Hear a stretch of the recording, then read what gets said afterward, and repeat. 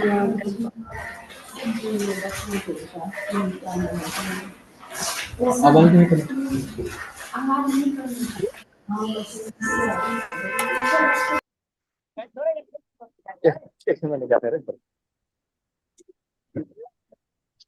नमस्ते नमस्ते यहाँ गाजर काटेर छ है गाजर काटेर है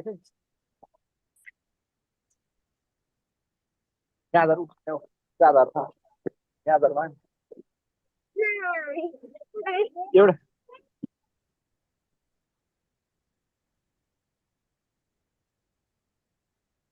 Good morning. I'm Dr. Koel Mukherjee, Session Coordinator of Session number 17 from Rampurhat College.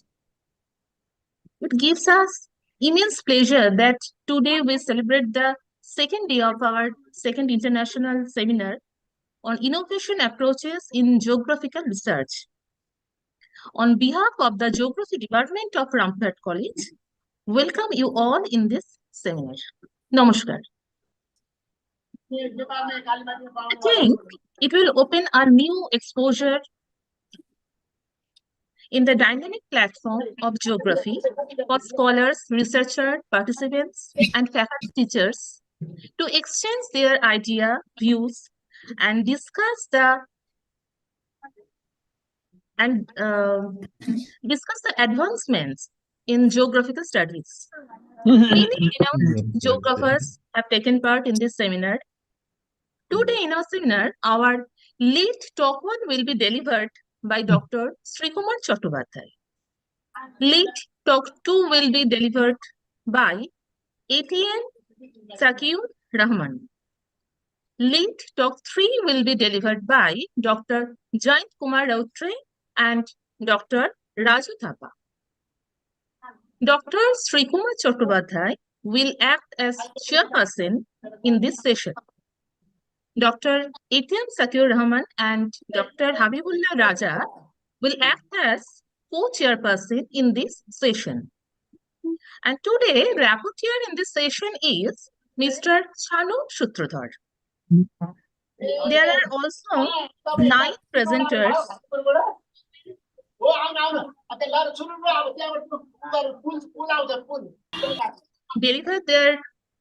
will present their PPT in this seminar. They are Mr. Shubroto Maiti, Ms. Priyanka Mohapatra, Mr. Gautam Mahato, Dr. Bhupin Burman, Mr. Roshik Chetri, Mrs. Gargi Sarkar, Ms. Tomali Haldar, Mr. Piyush Kant Bharadwaj, Mr. Anadol Haq,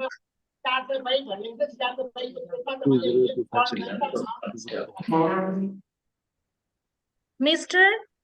Srehan Tausif, Ms. Varsha Dehoria and Dr. Shubhadeep Gupta, and Mr. Shamarpan Indo, and the last one is Mr. Murali Mohan Reddy.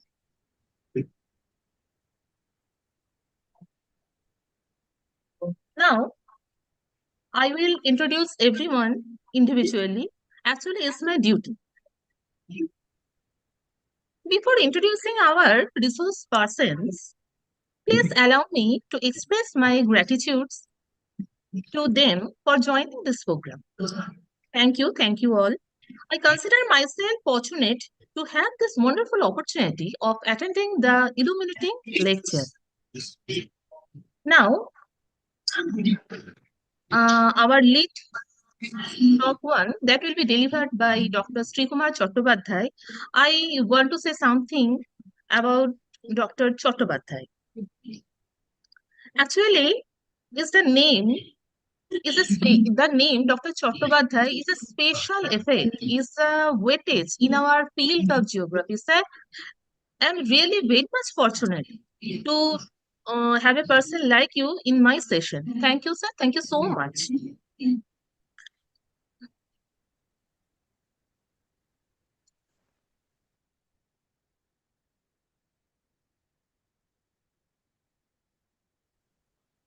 Okay. Now let me introduce him. Dr. Srikumar Chattopadhyay, retired from CESS as Scientist G and head of the Resource Analysis Division. He holds an MSc and PhD in Geography from the University of Calcutta and postdoctorate diploma in Applied Geomorphology and Environmental Survey from ITC, the Netherlands. He was a postdoctoral Fulbright Fellow at the East-West Center, Hawaii, USA. He received the Dr. S. Vasudev Award in 1994 and the Professor R.N. Dubey Memorial Award in 2001. After retiring in 2013, Dr. Chattopadhyay was awarded a senior fellowship by ICSSR at the Center for Development Studies, Trivandrum, and served as a fellow at HWK Institute for Advanced Studies, Germany in 2016. He also worked as a senior consultant for the Kerala Development Innovation Strategies Council. Dr. Chattopadhyay specializes in natural and environmental resource management, terrain analysis, human dimensions of environmental change, participatory local level planning, and sustainable development, etc. He significantly contributed to participatory Panchayat resource mapping and river bank mapping program. He has been a visiting faculty member at Montclair State University, USA, ZMD Germany, and so on. And several Indian universities like including Delhi, Calcutta, Mumbai, Burdwan, and Vidyasagar.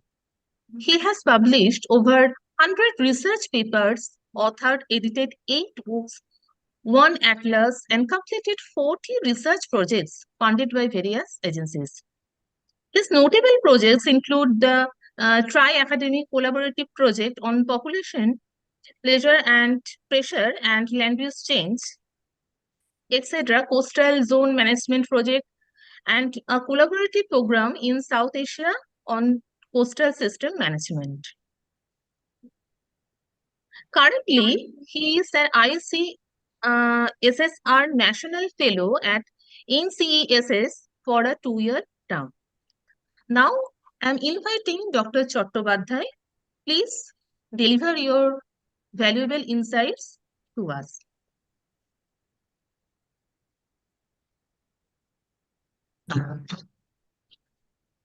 Thank you, Dr. Welcome, Koel sir. Mukherjee. Welcome, sir. Thank you very much. Thank you. At the outset, of course, formalities, I'm really grateful to the convener and the organizer of this international seminar to invite me to participate and share my thoughts. I think Dr. Jayanta has repeatedly told me to come over there, but somehow it has not worked out. Nevertheless, through this online lecture, I'll try to share some of my ideas and activities which is going on in Kerala and which has a direct bearing on the research in geography. So let me start my presentation through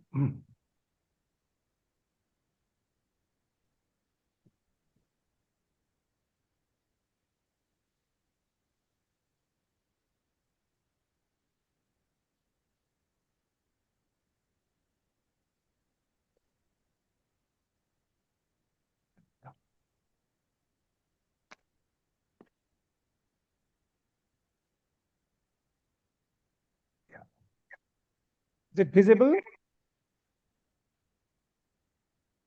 Yes, sir. Yes, Properly.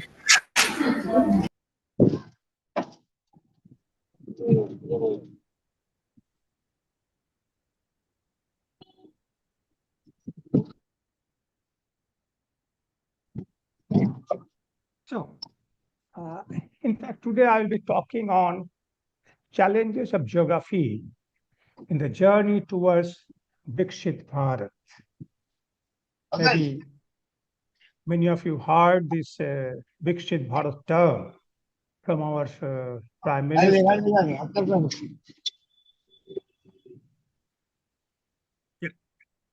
Now, organization of my talk is like this. It will make a small, how do we, a sort of a journey towards Viksit Bharat, what we are aiming at. And in between, of course, coming the Agenda 2030, which is a Sustainable Development Goal. Then I'll be talking why innovation and present is needed and what is the present state of innovation in India. And then, of course, Kerala's initiative in innovation-led development and what are the challenges of geography. Topics are too many, but I'll not take much time. Maybe within 20 minutes, I'll try to complete my lecture. So Professor Kaluli, don't get, Professor Koel, don't get upset. Yeah. The first thing is, when we are thinking for a transformation by 2047, when India will be completing 100 years of her independence. In between comes Agenda 2030. Now, 4 elements have been given emphasis in our Viksit Bharat program. One is the economic growth. Second is equity. Third is inclusivity and sustainability.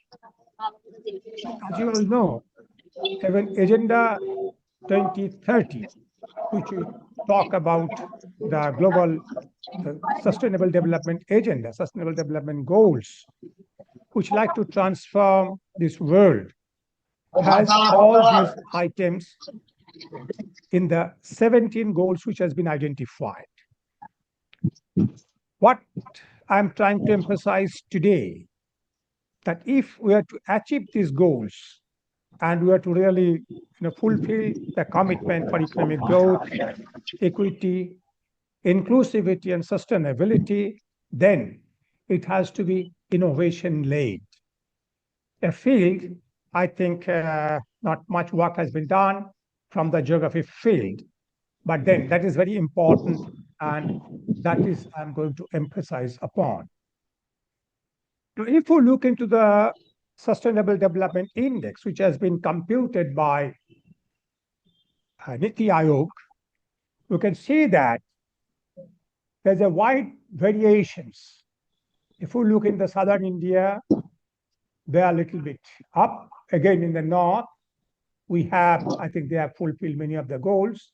But you can see a wide area here, starting from Rajasthan, Uttar Pradesh, Madhya Pradesh, Chhattisgarh, Odisha, West Bengal, West Bengal, then Jharkhand, Bihar. We have a large area which has to really move forward and go some distances, still some distances to attain some of the goals which the other state has been already achieved. So there is a interstate variations. As you can see that the same situation in the case of a population, that the high population density areas only in the south they have taken care of, but you can see this belt, almost the same belt, which has a problem and we have to taken care of. Now, if we look into individual state-wise data, this is the Kerala having the index value of 75. It is a front runner. It's the number one consecutive, the years when you started computing. There are only 15 states which actually talk about what is called that above 65. These 15 states is more or less with the above the Indian average. Indian average is 66. But the other group of states are really below. We have not put here J&K, which is in this group, but that is J&K is now part of the what is called that union territories. I'm only talking about states here. So what is happening here? We are seeing that if you take the Bihar, which has a 52, almost on the lowest in the ladder, and you have a Kerala, which is in 75, or in that top rank. And Kerala continues to hold this top rank in consecutive years. We'll be discussing a little bit what really happens on this. If we look into this table, here actually I'm putting the Human Development Index, Sustainable Development Goal Index, then what is the coefficient of variation, and then of course index for what is called that environmental performance. Now this comes HDI rank, again as sustainable development. In HDI also Kerala leads. So basically in Sustainable Development Index, which comprises 17 parameters, the human development part, Kerala has made very significant improvement and is there. And also, when you see that coefficient of variation among the sustainable development indices, the 17 indices, it is the lowest in Kerala. That means all the sectors are more or less comparably developing. Whereas, if you look for Tripura, it is almost like a double the coefficient of variations.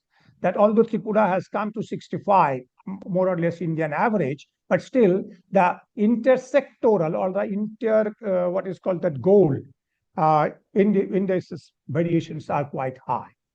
If you look into the environmental performance index, then you can see that Kerala in fact ranks 4. Environmental performance is I think rank 1 is for the Gujarat. You can see the different ranks of the different states. Okay, it actually combines both the states and the union territories. So what we have this problem is that the human development, sustainable development, and the environmental performance, they are not commensurate. And this is the issue which has been debated even in the international level and 2023, when there was a summit on sustainable development goals. This issue has been repeatedly, came forward that sustainable development goal, we are not really looking very seriously to the environmental issues. What we now thought that India has to go for the innovation, because the existing development systems, S&T, science and technology based development, is not sufficient. We have to go for the innovation index. Now, globally, we rank at 46. Now, if in 2047, we have to be the developed country, we have to be within the 25. That's the sort of a thing which comes. And we also look into it, the other issues like, so the per capita gross expenditure on R&D in India is only $43 US, whereas Israel spent almost like a 2,100. US, Germany, even China, 300. Malaysia, 200. So we actually spend only 0.65% of our GDP for R&D sector, whereas countries like Israel, almost like a 5%. Even our, say, the China and, like Germany, they are more than 3%. In fact, on an average, the entire European countries, they go into 3 to 4%. Now, unless until we invest in our R&D sector, there's a difficulty to really achieve the goal which you are setting. So if you look into the spending in the R&D sectors in India, the government spending is around 56%, business houses around 37%, and higher education is 7%. Now, the government spending is with all the government departments. Higher education has been taken separately, that what is the proportion they are actually investing into the R&D, because government has a lot of R&D institute which is outside the educational institute, and they get a very major share for spending. They do spend a major share of our GDP on that. Still, the GDP is only this much, less than 1% of GDP is for the R&D. So now what actually Niti Aayog started, that computing the state level innovation index, the 7 pillars have been identified. And those 7 pillars actually comes here. There's a human capital, there's investment, then there's a knowledge workforce, then there's a business, and there's a safe and legal environment. These 5 makes the enabling environment for the innovation, which there are 50 indicators have been taken to compute that. And you have 2 performances. One is the knowledge output and the knowledge diffusion. These 2 makes as the 2 performers with the 16 indicators. Now you can see here that India is actually sort of in the global status with 14.56. That is our innovation index, and that's why we have a very low rank here. If we look at the state level, all the state level we have actually computed and tried to show there is a wide spatial state level variations in the what is called that innovation index. That means the state is not performing very well. And if that becomes much more important, if you look at here, where we got that, say, per capita GSDP and the innovation index, there's a positive relation. So the state level investment becomes an issue, important. We also see the sustainable development, the composite index and the innovation index. Okay, there also has a good correlation. But what is surprising is what is called that innovation efficiency, which is the ratio between the enabler and the performer, these two sectors, is actually in the sort of going down, is a negative. That means efficiency with the per capita GSDP in the state level, that does not really go well. That means the state which has a higher GSDP, they really do not invest sizably in these sectors, and their performance are also not very good. If we look into this, I think Kerala ranks #1 in innovation. Karnataka ranks #1, whereas Kerala ranks only 11.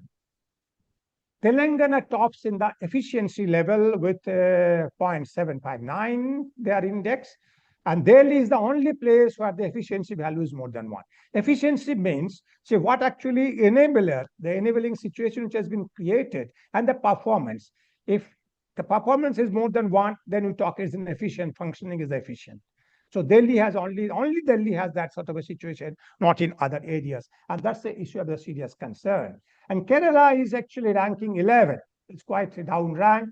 And we have put here all these the pillars of the innovation and average situation, Indian situation, and which are the states that really go up in some of the sectors that has been put here. What Kerala did, in fact, KDISC, the institute with which I'm involved now, they actually embarked upon innovation-led development. But what is this innovation-led development? See, the development so far, what actually based on the the science and technology based innovation, and that we try to really enlarge the its periphery and try to include the other partners. Like innovation circle shows there is an academicians, then there is a government, and then also there is a what is called that civil society, and then the private players. So the innovation should not be, as we are seeing, majority of the government, no. So along with the government and the academia, the private partners and the civil society, all these four, they have to be put into the innovation ecosystem, and which now we started talking about the quadruple helix model of innovation, where actually it was 2000 that is the time when it started getting popularized. But we are using this one in KDIS and try to help the state. The four major actors in the innovation system, that is the things we have it, and then civil society as a major actor. Civil society normally, civil society is active in various places. I'm very happy to note that this international seminar in Rampurhat, they are taking care of the civil society, and there's an interface with the civil society and the industry. That's a very good sign.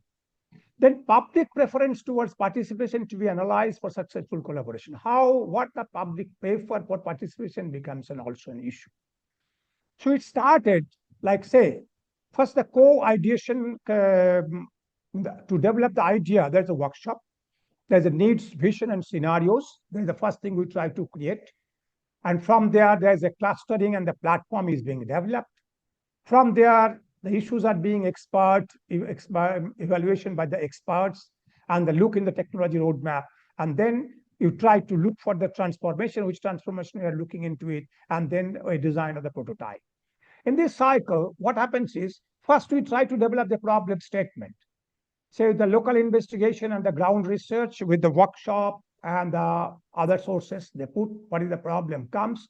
From the problems, we try to develop a curation and the scoping of problems, problem canvas.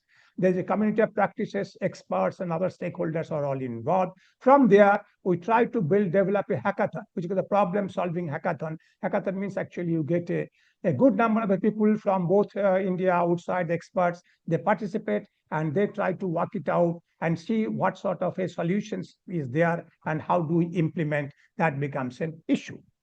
Now, I'll show you one example. So this we talk about basically it's a holistic innovation ecosystem where we have a strategic issue. It's open, it's a total and collaborative. So these are the 4 items under the holistic innovation ecosystem, which we try to work it out. We also, important thing is integrates convergent thinking of natural science and divergent thinking of the social science. My geography colleagues should really note on this one. Say, when we try to really put the geography, that we try to bridge the gap between the natural and the social sciences. Natural sciences has a convergent thinking, social sciences has a divergent thinking. Now, these two, how do we put them together? This is an issue. Then we actually, under this, we started working out with one local body, one idea. Then there's a one district, one idea. I'm just giving 2 examples. There are several such programs going on. So far, community of practices has been formed with 1,500 experts over 27 themes. There's a pilot phase focusing on the 12 distinct problems under 8 thematic areas identified by the panchayats from the lower level, ground level. Those are, there is a problem of the sanitation in the waterlogged areas. There's a problem of elderly. There's a problem like a support for the bird schools. Unemployment is an issue. Bird flu is an issue. Marketing of agro products is an issue. Calm processing is an issue. Aqueduct depletion is an issue. Then there's a problem of the flood, liquid waste management, and safe drinking water. And not last but not least, rather, that is the human-animal conflict. In fact, I'll talk on this one a little bit more. What is important thing is that a series of block innovation cluster are being developed. Solution hunting hackathons are being proposed and worked.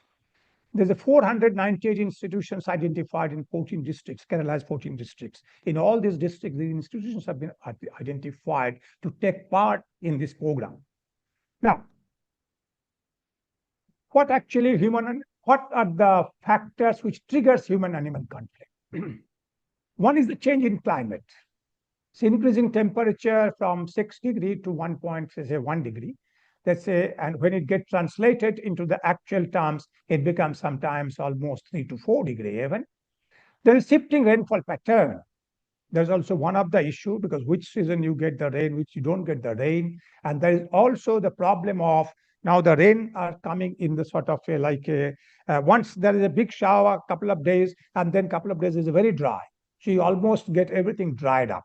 So that sort of a scenario. So the climate of the habitat of the wild animals are changing. Issues related to land use change, it started with the fragmentation of the forest, loss of forest vegetation cover. We have only now 17% cover. From 44, it has come down.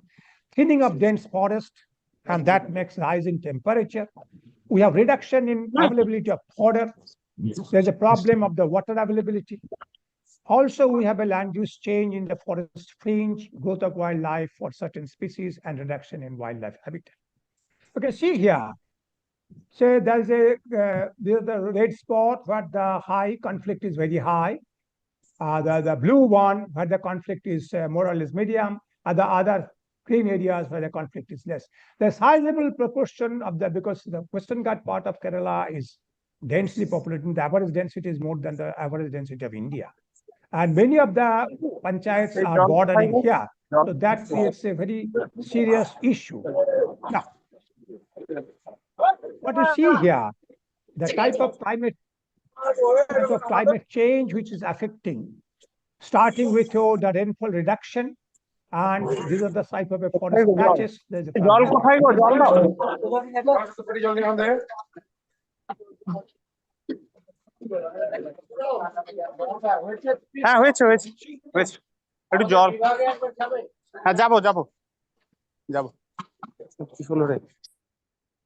Please mute yourself. So we have sort of a rainfall. There's a decrease in rainfall. That is the trend which we are seeing. And then we have this the forest patches. So it has become really, what is called that a continuous forest patch has now become a sort of a fragmented. So that makes it a problem. The peak rainfall month has shifted from July to August. It's a very serious issue. And annual rainfall records, again, there's an increasing trend, but the dry spell has increased. Given this one, you can see some of the scenarios. This is the actual forest area. Elephant is coming out. And then these are the plantations. So once the plantations are there, there is very hardly any undergrowth. This is with a good undergrowth, good, I think, tropical rainforest area we are seeing here.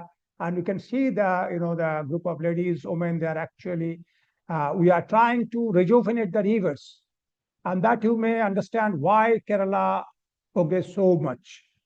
Because the women are empowered and they share the responsibility for almost everything, not only in the household, to preserve the environment in the workspace. That is one of the most important lessons perhaps for the rest of India, and to see that how really women power can be utilized and how they should be given, and they should be make a partner of the development systems. Now, if we look into this way, then what we started doing is we did a safe habitat hackathon. We developed a background note. It's basically a scientific contribution along with the department. And there's a problem statement has been developed, starting with a physical barrier, habitat improvement, fragmentation of forest, species and site-specific problem, monitoring systems, and this. So the hackathon document has been released by the forest minister in the our secretariat. And then we have put the date. In fact, it has been done on 20th November. And we put the 20th December, the last date for application, those who like to participate in the hackathon, because there are many NGOs and the many professional bodies, they like to participate. So we invite them, there'll be a screening and the hackathon will take place. Now, what we expect, what we understand now, say, given this scenario, a person can ask from geography that what geographers have to do in this one. Geographers has many things to do. In fact, that is sort of a thing. The whole objective of my paper to present in front of the geographers that many of these areas geography can participate very skillfully and also what is called that impactfully. First, we started thinking geographical. Spatiality is an issue. How the spatial distribution changes. Geography needs a topographic term. The relation with the topography, I think that was becoming a very, very problematic in our development fields. Place-based studies, which is almost we have forgot. Dialectics of physical process and social process. The physical and social process, they feed each other. So it has to be a dialectical approach to really look into it. How really they develop, how really they feed each other, and what is the social process or the social forces contribute there. Then social power structure and environmental changing process. Without understanding the power structure, we will not be in a position to analyze what is the problem and how it really happens, and also provide a holistic perspective. So the teachers should take care of this one in the syllabus. Keeping up to date from news to news development. Then lot many news comes. So how to use those data? Because now we are actually living in the big data. Everybody has the data. Technology has gone so high. So how really we use them for the new development is an issue. Contemporary problems has to be looked into it, not really looking into the what is called that, look into the historical issues, but contemporary problem, what is affecting, why a person is not getting his food, why there is not equity, why there's an environmental problem is taking place, straight away handle that one. Freely available statistics need to be very judiciously used. Interaction with NGOs. NGO is a one large group, and the civil society, they generate data, and you have to come with this one, and then subject associations with the other subjects to try to look into it. Relevance starts at home. That the school, the college, they start teaching the students with their own environment. Your environment, your neighborhood, your community. That becomes almost the bedrock. Meaningful fieldwork to understand the process, how the interlinking between the social and the physical processes, and that can only be studied through a very detailed field work. You have to put students' experience, you have to engage the students' experience. They come from the different places. What is their experiences? How their perspectives differs from one to another, to look into it, and also introduce the technique of what is called the doing, using, interacting. When you do something, then we try to use that, and that interaction comes.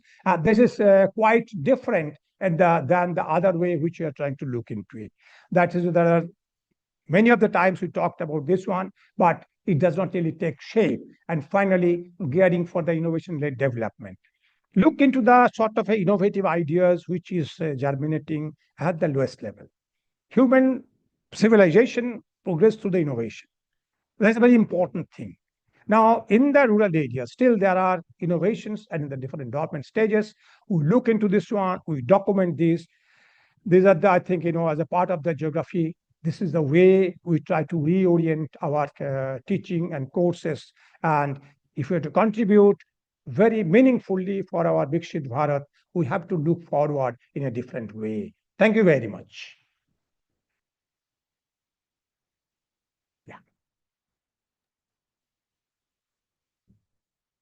Thank you, sir. Thank you so much for delivering this brilliant lecture. I think it definitely flourished our field of research. Thank you so much, sir. Thank you, Koel. Yeah, thank you, Koel. Thank you. Welcome, sir. I have a couple of meetings, so I will not be available again. Okay. Okay, Please sir. Okay, tell no problem. co-chairs to chair the session. Okay. Okay, And sir. please Okay, convey sir. my regards to Jayanta and others, other faculty members. Thank you very much. Yeah. Thank you. Bye. Welcome. Now, our second lead speaker, Dr. Zakir Rahman. He is a postdoc research scholar at University of California, Riverside. His research interest includes multiple tracer-aided physically based, fully distributed water modeling, ALDA, statistics modeling of hydroclimatic variables, and sustainable water resource management. And I'm requesting Dr. ATM Zakir Rahman, please proceed your valuable lecture. Sir, are you here?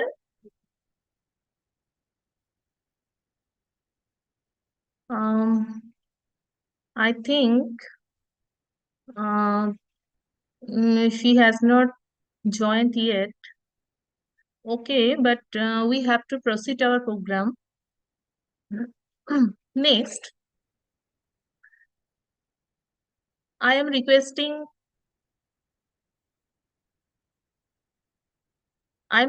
Dr. Jayant Kumar Rotre to deliver his lecture. But before inviting him, I want to introduce this eminent figure.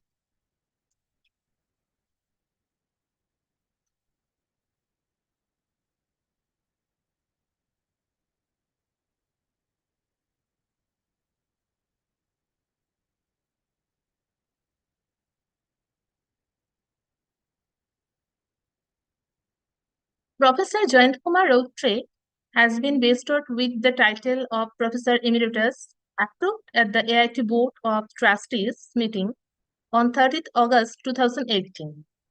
Professor Rotre joined the Asian Institute of Technology as an assistant professor in June 1988.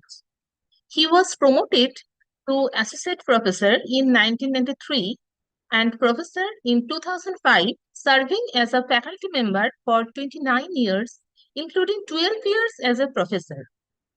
He completed his Bachelor of Science in Geography from Utkal University, Bhubaneswar, India, in 1974, followed by a Master's of Science in Geography from the same university in 1976. He obtained his Master's in Regional Planning from IIT Kharagpur in 1979 and a PhD from Utkal University in 1987.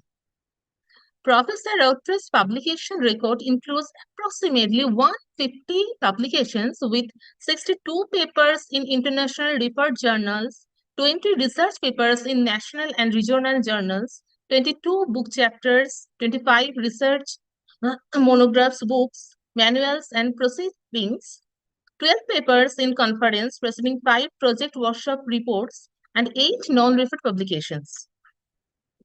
At AIT, Professor Rotre has served in various capacities, including the Academic Senate Chair from June 2012 to May 2014, coordinator of 2 inter-school and interdisciplinary academic programs, and director of the Asian Institute Center of Excellence on Millennium Development Goals from May 2008 to August 2010. Now, I'm inviting Professor Drought to deliver his valuable speech. Sir, please proceed.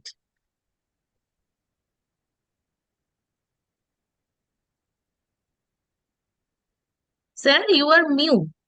Please unmute.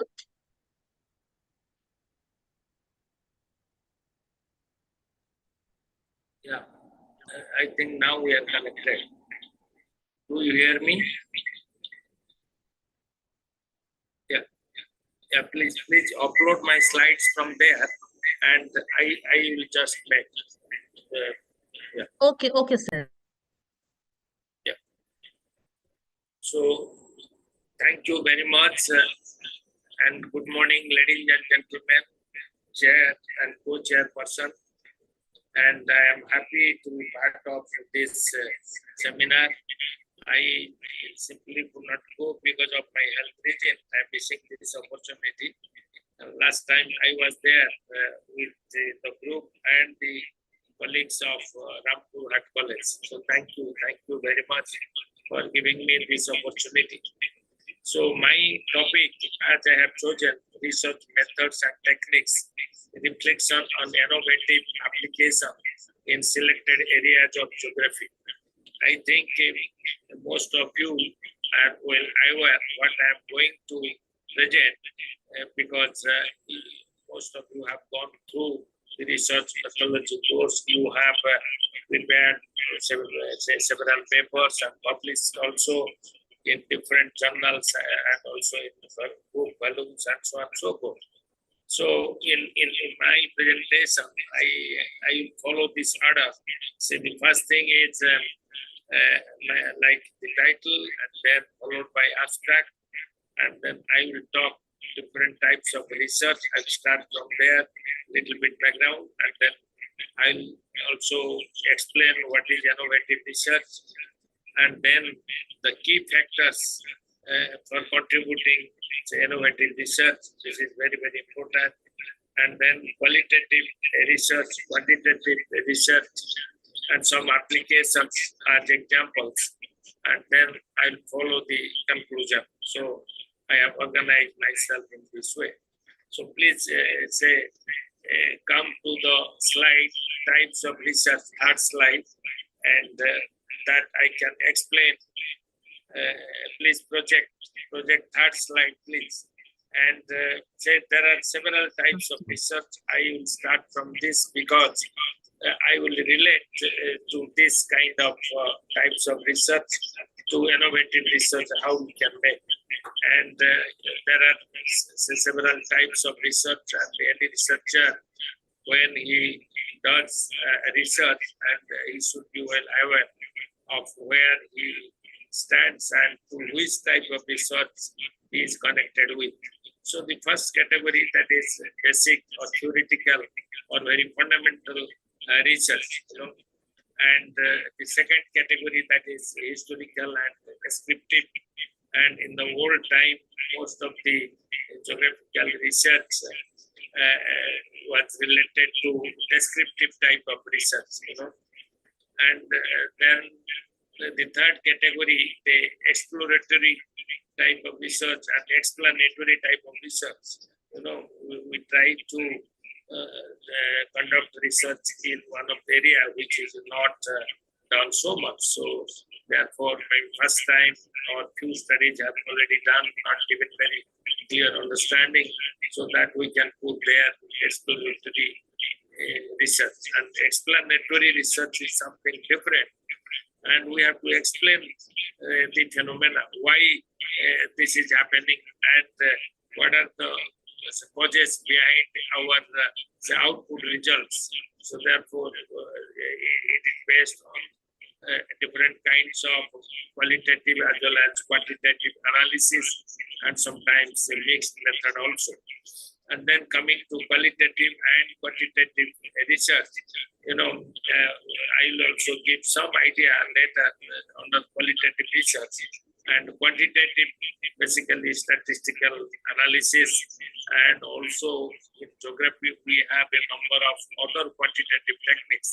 And I think most of us are well aware of the subject matters under quantitative geography. And there are certain techniques very specific for specific things. And for example, network analysis, road network analysis, and if you are familiar with. And when we try to understand the settlement pattern, so we have different kinds of, technique to understand the types of settlements. And then other category of research, longitudinal research, meaning detecting change or understanding change in the same area using same households. Maybe we are conducting the study 2 times, say 5 years back, say what was the situation, and after 5 years, what are the changes observed. So therefore, we call it a kind of temporal study or longitudinal research. And then other categories, experimental type, and I think it's not clear. We are hearing lots of echo. 2 or more variables. What is the problem? Any problem? Sir, there is echo. Echo, Yes. sir. The sound Okay, is okay. echoing. Your voice is So creating therefore, echo. experimental type, when you conduct a sample survey, sometimes we use control group, and that control group data is used to some other type of data. So in this case, we can fix up our control area or experimental area where we conduct, and we draw samples. So accordingly we do, and most of the things are taught as a part of research methodology. And why I started with this, because I have to relate in a later stage. And applied research, say, aimed at solving specific real-world problems, and sometimes also we may call it action research. So therefore, these are the types of research, and most of you are well familiar with it. And then it is taught as a part of research methodology. And the students, those who did MPhil, say degree, and also those who have already finished doctoral degrees, and those who have published some articles, they're quite familiar with the different types of research methods and techniques. And then those things are very much connected with type of research. So this is the background. And then coming to the next point, next slide, that is innovative research. And that is the important theme of this particular seminar. And we have to understand what is that innovation in our research. And it's the innovation is the process of putting new ideas into practice to create new products, that is outputs. Products may be in other sciences, they develop some products, but in our case, we have to refer those products as outputs or services to improve existing ones. So innovative, say, may be new, and it is something, say, created or a very creative approach to be taken into account. And whatever outputs we get, it may give some new dimension. Say this is how we can interpret this is one innovative research. And also we can think what we are, say, giving as outputs may have several implications or applications. So therefore, we can define our innovations in this way. So to be very specific, this innovation research leads to, say, some output in terms of, say, methodology, meaning a methodological innovation. A particular study has used a new type of methodology, and then using that methodology and say giving us some results. So therefore we may say a methodological innovation, and that can be say, applied in other situations by other research scholars. So methodological innovation will be one such contribution or output through our research. And then sometimes our innovative research lead to several applications in different areas. So that is also innovation. And maybe a methodology may be same, but the application can be done in different things and also different research areas. So therefore, that kind of contribution we are looking for. And the other way we can interpret like just to contribute some new findings and new output, referring to, say, territorial units, meaning spatial unit, and of course referring to time perspective, what has happened in the past and what is happening in the current time. So therefore, we can relate to temporal or longitudinal aspects. And so also our research is very much connected with the people, and that I define as a community, you know. So space, time, and then community. So geographical say researches are very much linked in this way. Say, and then what are the expected outputs? How we can define our outputs?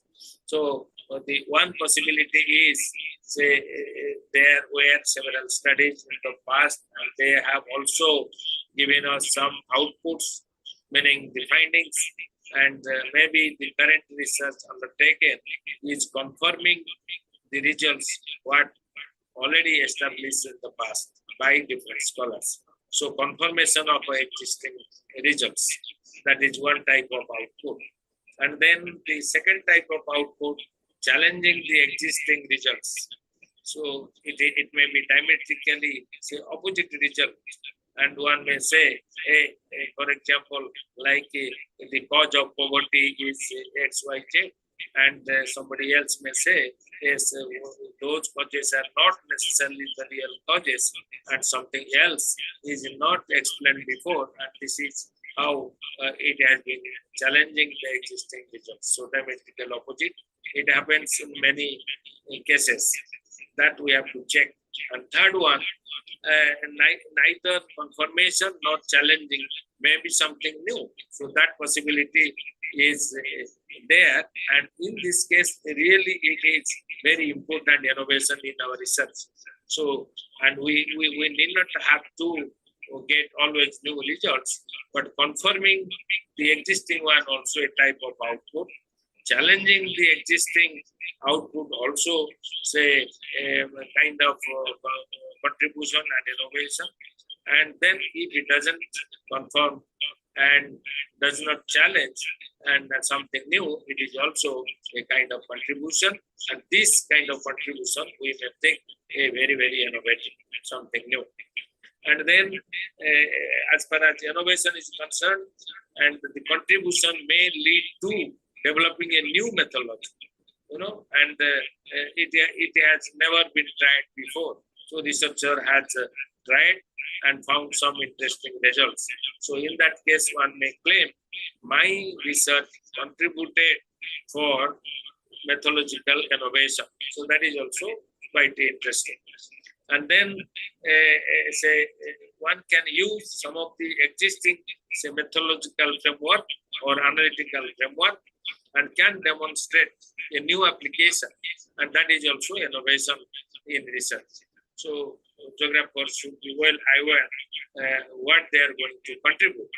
And sometimes from my experience, when I review some of the journal articles submitted to peer review group of journals, and very interesting articles, but they have never highlighted what is exactly contributed to their research, for which they can claim that it should be publishable, you know. So that item is missing always. And we have to establish our output by citing the other scholars already published and they are established. So coming to the next, we have to take into account what are the key factors for innovation research. So there are several points I have listed here and may be useful. And first challenge is to identify a research problem. So once the research problem is identified, then we can follow the other steps in a way that will lead to innovative contribution. So make a review of literature based on peer-reviewed research articles. This is very, very important, and update as much as possible. So that you can establish the trend of research in that particular area. And also, when you do this literature review, that will help to develop the theoretical background. And since you are reviewing several articles, and then each article had one objective, and they followed a particular methodology, and as per that kind of methodology, what kind of findings are there, and what are the implications of those kind of findings. So review will help you a lot, and then a researcher can develop the theoretical background behind the selected research, and define the objectives, and with research hypothesis, and those kind of ideas will come from a good review. And sometimes say they followed a path to conduct a research, but they don't have a theoretical background from where they have started and what they are going to prove or disprove. So that is a big question. And then identify the attribute and variables, and that will come from your literature review. And then you can develop, say, your attributes and variables depending on the research objectives and hypothesis taken for consideration. And develop the research design and method with both tools and techniques. So what kind of, say, tools and technique to be used for analyzing your data? And that is very, very important. Of course, you have to identify the sources of data, and data may be from secondary sources, and data may be from primary sources, and one can conduct a survey using a questionnaire and all that, or maybe a combination of secondary and, say, primary sources of data.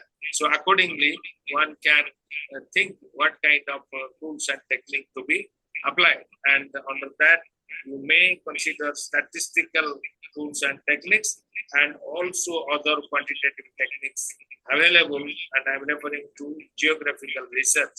So for example, those who are quite familiar with quantitative geography written by Cole and King, and that is a kind of excellent handbook.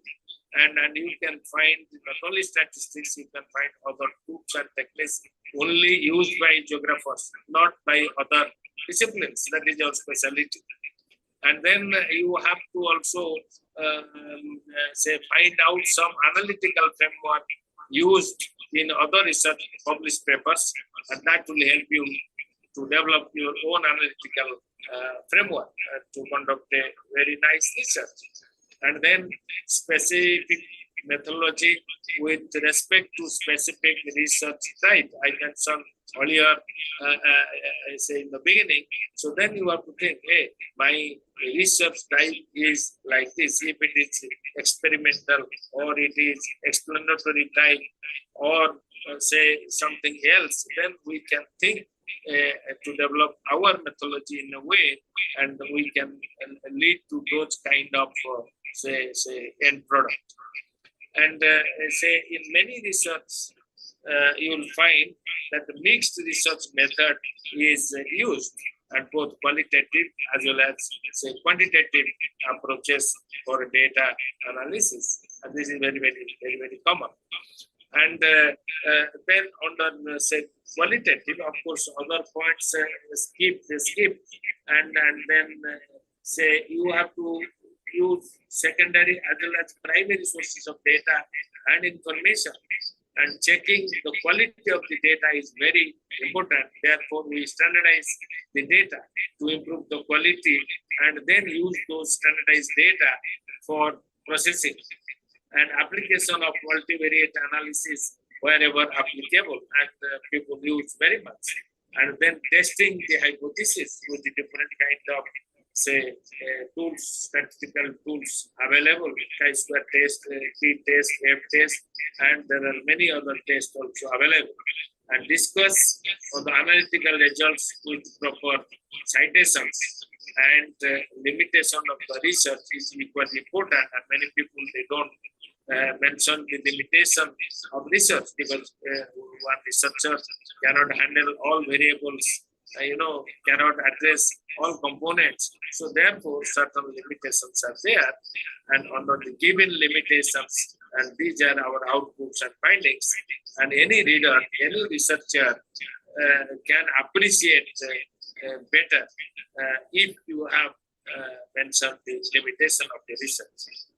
And then highlighting the contribution or innovation made through this research is very, very important. If you follow these kind of steps or the points, and probably you can give a better output, meaning that will be more appreciated and leading towards innovative things. And on the qualitative research, there are certain things I mentioned, participatory research, rapid rural RRA and PRA, and I think you are very much familiar, developed by our chambers and very much applied everywhere, and key informant analysis, stakeholder analysis, and also problem analysis, mainly in the form of linear form, tree form, and circular form, or even we can analyze in the metrics to understand the interrelationship among the problems, and SWOT analysis, like usually done by management, in management research, but this is equally applicable when we try to address development issues. So that is strength, weakness, opportunity, and threat. That is called SWOT analysis. And I have mentioned one article, you may get into that, and structure, how do you structure those and how you use it. And the purpose of this is to develop some policy and strategy, and using strength and opportunity in one side, and that is the strength part, potential part, and weakness and threat, that is the negative part. Then we have to overcome those kind of negative elements. And then in many researches, people use scaling technique, and this is what I am explaining in my next slide. Please, next slide. And in the next slide, when I talk about the scaling in social science research, this is one of the important tools. And nowadays it is very common. And suppose an electrician is coming and providing services, the company is asking, hey, please evaluate, and they are giving also a kind of scaling technique, 1 to 5 or 1 to 3, and then you have to click, and maybe 3 the best situation and 1 towards the lower end. So therefore one can use this kind of thing, and this is very common in social science research, and you can use it in many different contexts. Suppose you want to understand the level of acceptance of something by a community, and then you can use a scale 1 to 5. A level of agreement with you, or they disagree, that also we can use it. And level of assessment, we are doing some evaluation, and then we can use this. And we want to understand the perception of the community in terms of benefits they gain, or in other contexts, like disaster context also, people have different kind of perception about the threat. I can say threat perception, whether very high or very low. So I can put it in this, and depending on the context, and you can give the name of that scale.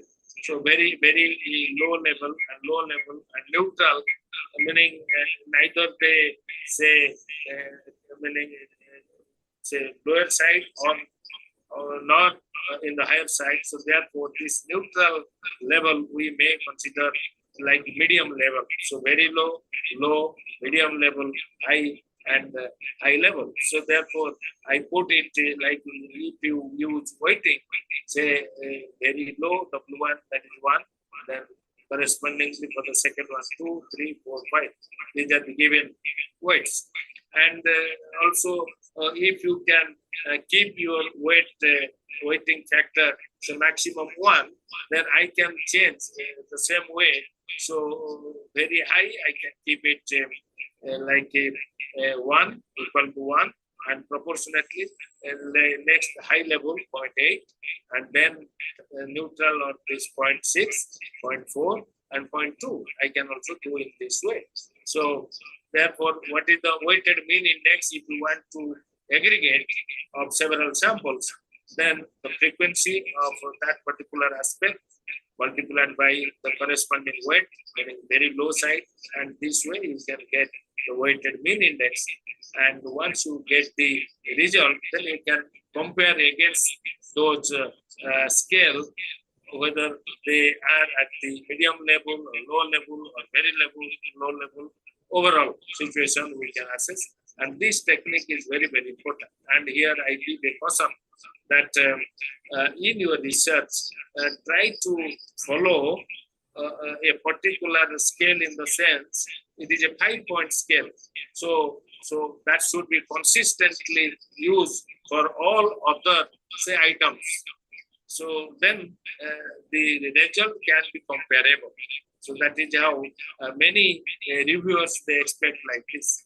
But in some other studies, you will find in our disaster-related studies, and as I conducted through my students, and where we followed this kind of scale, but the scale varies.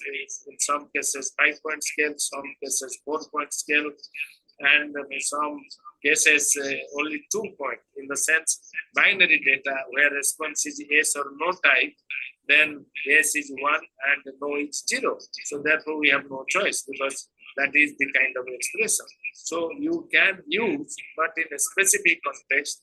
But I suggest try to make your scale say uniform and consistent. If you are using a 5-point scale, use 5-point scale throughout. If you are using 3-point scale, you can use throughout, like low, medium, high, only 3-point. And if you are making 4-point scale, so use consistently throughout your research, then you will be able to compare. So that is the message. And scaling technique is commonly used in different development-related studies, and the disaster vulnerability, and also disaster risk reduction, and also in impact assessment studies and project evaluation and the social service areas. So therefore you have say ample scope, and this is what many researchers are now using it. So this technique also used, and I'll give you some example later. And then after scaling technique, actually that is we're coming to quantitative research. And in quantitative research, please move on the next slide. Quantitative research, that is so when we try to have the data sets, and say maybe from primary sources or maybe from secondary sources, if there is a need to standardize the data, then we may start from that stage, meaning standardization of data, or we have to transform the data and using say log, and or we can transform the whole data sets from 1 to 0 and 0 to 1 transformation. And when I say log, and maybe some observations you may have 0 values, so therefore you have to uniformly add in that variable 1 plus that observation observed value, and take the log of that, and you can easily transform the whole set of data. And 1 to 0, 0 to 1, like some variables. So the maximum, a place having a maximum value, you want to give the maximum say priority. So in that case, that would be 1, and the location having the lowest value would be 0. and the other way around, the negative values, you want to give them 0, highest level to be 0, and the lowest level to be 1. So we have to work out in a way that you can transform easily from 1 to 0 and 0 to 1. And then you can use the data set for your further analysis. And the advantage is the different indicators have different units, and we are making the data sets free from unit and making them comparable, because the values are now under control from 0 to 1 or 1 to 0. So therefore it is very, very easy. And then application of statistical tools and techniques, including statistical tests, and one may think for multivariate analysis, which is nowadays very, very common, and developing composite index and weighted mean index also part of the game. If anybody is trying to understand the levels of development, and you have several indicators, and each indicator has a value, and also the weighting factor is calculated by principal component analysis or other type of statistical things, and then you can develop a composite index. If it is simply by transferring 1 to 0 and 0 to 1, one can also develop a composite index, and that can be used for understanding the levels of development or the level of say perception, levels of understanding, and the levels of say providing benefits, and depending on how we have formulated our variables. And specific or other quantitative techniques, I gave you a few examples. Say for example, techniques for visualization, and one is interested to identify the agricultural regions based on levels of agricultural development. So you have to select a number of indicators or variables, and then you develop a composite index and apply a grouping technique into different groups, say highly developed or say just developed or medium developed or low developed or very low developed, depending on this kind of thing. And when we conduct development related studies, and always we apply the mean and standardization grouping technique, and how many spatial units above mean and above below mean, so that we can put it in that way. And then the next point is like the road network analysis. If some of you have done this kind of exercise, Jolie and Haggett book is very, very nice, and you want to understand the type of network developed, and also we can assess by spatial unit, meaning aerial unit, maybe by district or sub-district, that we can do. And there are certain common indicators. If you are wherever, you can understand alpha, beta, gamma indices by index, indicative index, indicative circuitry, etc. And one can measure by spatial unit and can aggregate, can develop a kind of aggregate development or composite index. So then one can also classify and understand the levels of road network development in an area, and then you can develop or delineate the transport regions. So that way it is possible. So this is very specific type of application, and I myself did in the Excuse me, sir. Also, now I Excuse me, sir. yes. Sir, please try to repeat. We are going to time shortage. I'm just coming to the end of this presentation. So then you can use population potential and all that techniques for the identification of service centers, another set of say kind of quantitative application. And if you are with our agricultural efficiency technique, one can measure, and also one can identify the regions, agricultural efficiency regions. And then another kind of application, I have my direct experience disaster risk studies, and just to understand the nature of the risk, please go to the next slide. And in this case, risk is a function of hazard vulnerability or sensitivity and coping, and otherwise adaptive capacity, and that is expressed when R is the risk, and how we measure H into B divided by C, and so one can assess, and H, say B and C are defined with a set of attributes and variables and measured by the scaling technique I mentioned earlier, where maximum weight value for any attribute or variable is given as 1, and therefore when we try to merge all those kind of variables and attributes and then find out the score for H and also B, and then score for C, and then the result will come, say something will come, maybe R equal to 1, possible, but very, very rare, and R value may be greater than 1, and then R value may be less than 1, and then one can interpret the risk. When R is greater than 1, it is a high risk, and then we don't have say coping mechanism or adaptive capacity to live with those kind of risks. And when it is less than 1, meaning our coping and adaptive capacity is good enough to take any challenges coming from those kind of risks. So this kind of study has been done by me and my students. So you can find out those articles for the understanding. And then the other thing are geographers. And we are, next slide please. We are quite well aware for mapping methods and techniques, and that is our specialty. Of course, nowadays, those who are trained in RS and GIS, they also know mapping.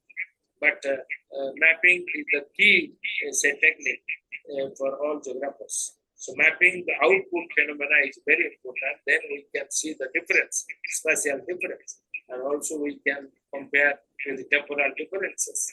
And in any research, if there is a scope, the use of isoplate and choroplate maps are also very, very interesting and used for identification of regions and so on and so forth, and presenting the phenomena over space and interpreting why the phenomena is taking place in this way. And then application of mapping tools and demonstrating the outputs over spatial units is the specialty in geographical research. And we must try to focus and try to see how the phenomena can be translated into spatial framework with different types of graphs. So I'm coming to my conclusion. The last 2-3 points. First thing is that I just discussed a couple of things, and there are several type of applications leading to innovative approach and contributions, and how you can make. So first thing is survey and review will help in diving to the ocean and selecting tools for innovative research. That is, any researcher, when he does the review, then you will find it's a very large number of articles available relating to your chosen field of study.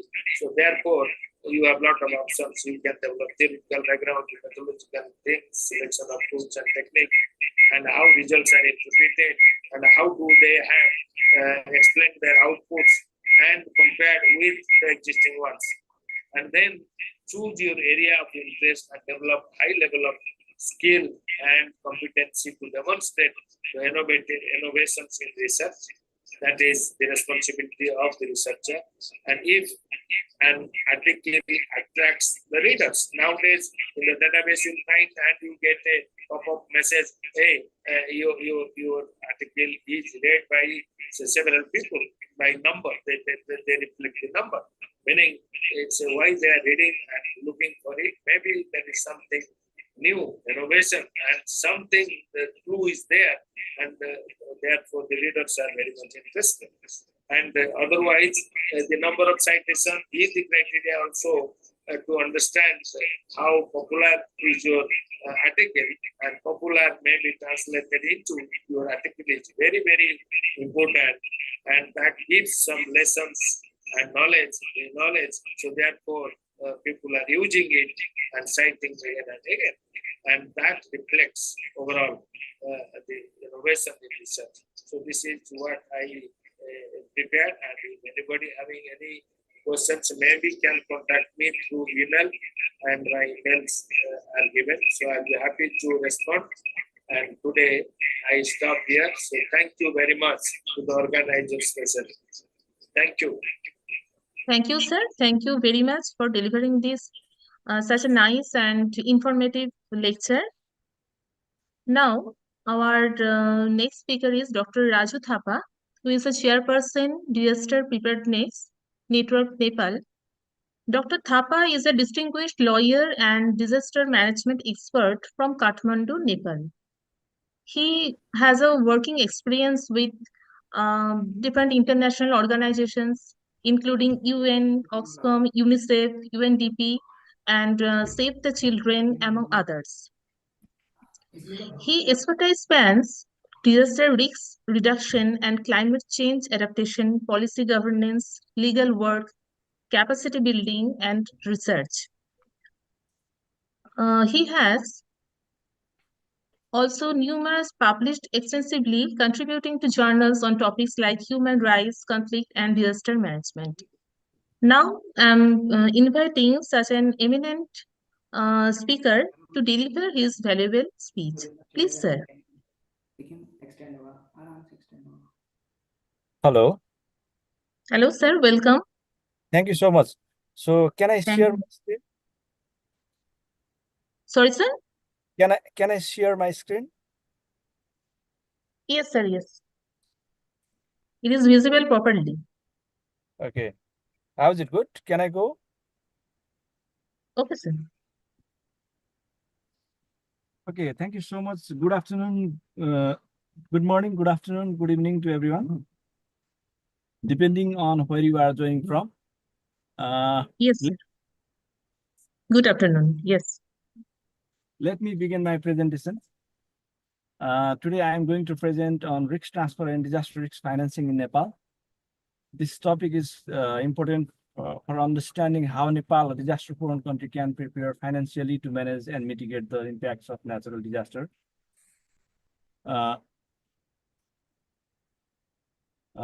Risk transfer and disaster risk financing are about more than just responding to disaster after they happen. These studies involve proactive in planning to ensure that resources are available to minimize impact and support recovery. In Nepal context, this approach is essential for safeguarding lives, infrastructure, and country's development process. Let's begin by exploring the background. Nepal is one of the most disaster-prone countries in the world due to its geography. It sits on seismic Himalayan belt, making it highly vulnerable and susceptible to earthquakes. In 2015, the Gorkha earthquake devastated the country, killing nearly 9,000 people and causing widespread damage to infrastructure. The western region of Nepal faces significant seismic threat with a 500-year seismic gap. But earthquakes are not the only challenges. Floods and landslides are frequent during the monsoon season, causing displacement, loss of lives, and destruction of agricultural lands. These various disaster events intensify issues like poverty and food insecurity, especially in rural areas. On top of natural hazards, socioeconomic factors such as poverty, rapid urbanization, and limited infrastructure exacerbate the situation. Vulnerable groups, particularly women, children, and marginalized communities, face disproportionate impacts. This is where disaster risk financing becomes essential. It ensures that financial resources are available to reduce disaster risks, build resilience, and respond effectively when disaster strikes. Regarding objectives, the overall objective of my study is to analyze Nepal's government investment in disaster risk reduction. The focus is on ensuring that sufficient resources and technical support reach the most vulnerable population, especially vulnerable groups like women, children, and people with disability. I also aim to guide future strategies by understanding the current state of disaster risk financing. The study breaks this into three specific objectives. First one is to review federal, provincial, and local DRR policies and plans to identify gaps. Second one is to provide gender analysis of. Excuse me, sir. Excuse me. Sorry. Sir, Okay. I'm requesting, please wrap it shortly, okay? I think I have 15 minutes time, right? Yes, sir. Okay, so I'll be stick on 15 minutes Okay, because okay, thank you. Thank okay, you, sir. Thank you. objectives are very important. That's why I'm stressing here. Anyway, so let me jump into the methodology section. To conduct this study, I used a comprehensive methodology. First, I conducted an extensive literature review. This involved examining government documents, academic studies, and reports from NGOs and international organizations. Second, I carried out key information interview with the stakeholders from various sectors. These includes officials from ministries like Ministry of Home Affairs, National Disaster Risk Reduction and Management Authority, and local municipalities. This provided insight from decision makers and implementers of disaster policies. Lastly, I conducted field visit to 3 districts, Sindhu Palchak in mountain region, Lalitpur in hill region, and Koilali of Tarai region. So we have 3 ecological zones. These visits allowed me to observe local disaster management practices and engage directly with communities and local officials. Regarding major finding, my research reveals several findings. Nepal has strong legal and policy framework for disaster risk reduction. Laws like Disaster Management Act of 2017 and Disaster Management Regulation of 2019 provides guidelines for disaster management across federal, provincial, and local levels. Additionally, the National Plan for Disaster Risk Reduction that was formulated to inline Sendai Framework for Disaster Risk Reduction 2015-2030, which outlines a long-term vision for reducing disaster risk. However, there are lots of challenges. Many policies are not fully implemented due to gaps in resources, coordination, and accountability. So in Nepal, we popularly say that we have floods of policy but drought in implementation. For example, disaster risk financing mechanisms, insurance and emergency funds are either underdeveloped or not utilized effectively. These gaps leave vulnerable community at risk and hinder Nepal's ability to respond effectively to disaster. Regarding policy gap, let's look deeper into the gaps in disaster risk financing policy. Disaster Management Act of 2017 provides provisions for disaster management fund, but lacks clarity on annual budget and allocation of disaster risk financing. Similarly, Disaster Management Regulation 2019 is a procedure and focusing on expenditure process, but it doesn't explore broader financial strategy for disaster preparedness. Regarding institutional arrangement, Nepal disaster management system operates at 3 levels. At central level, the National Disaster Risk Reduction and Management Authority leads disaster risk management effort under the Ministry of Home Affairs. It coordinates with Security Forces, Ministry, and Humanitarian Organization.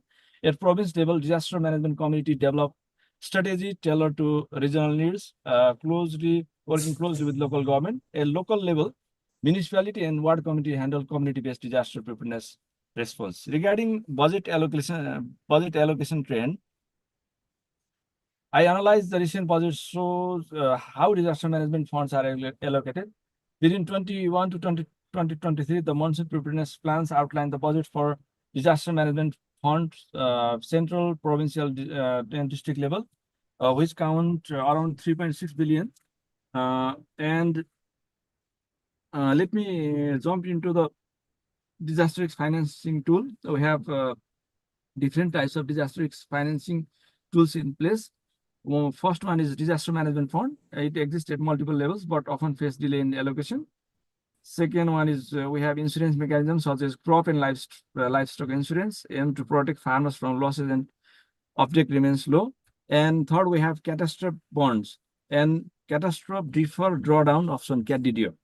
Provide emergency fund during disaster, but still their use is limited.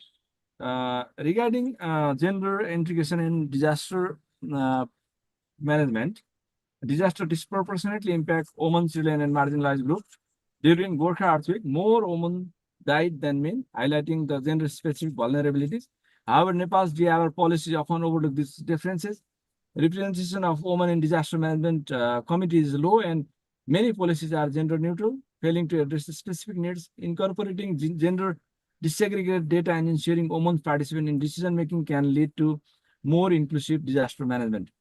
So let me tell you about COVID-19 and disaster risk reduction and management. COVID-19 pandemic reveals the gaps of Nepal disaster management system. Coordinating among federal, provincial, and local governments was inconsistent, and resource allocation often lacked of transparency. Let me jump into the recommendation for the various stakeholders, including government and development partners. First, I have prepared some recommendation for government.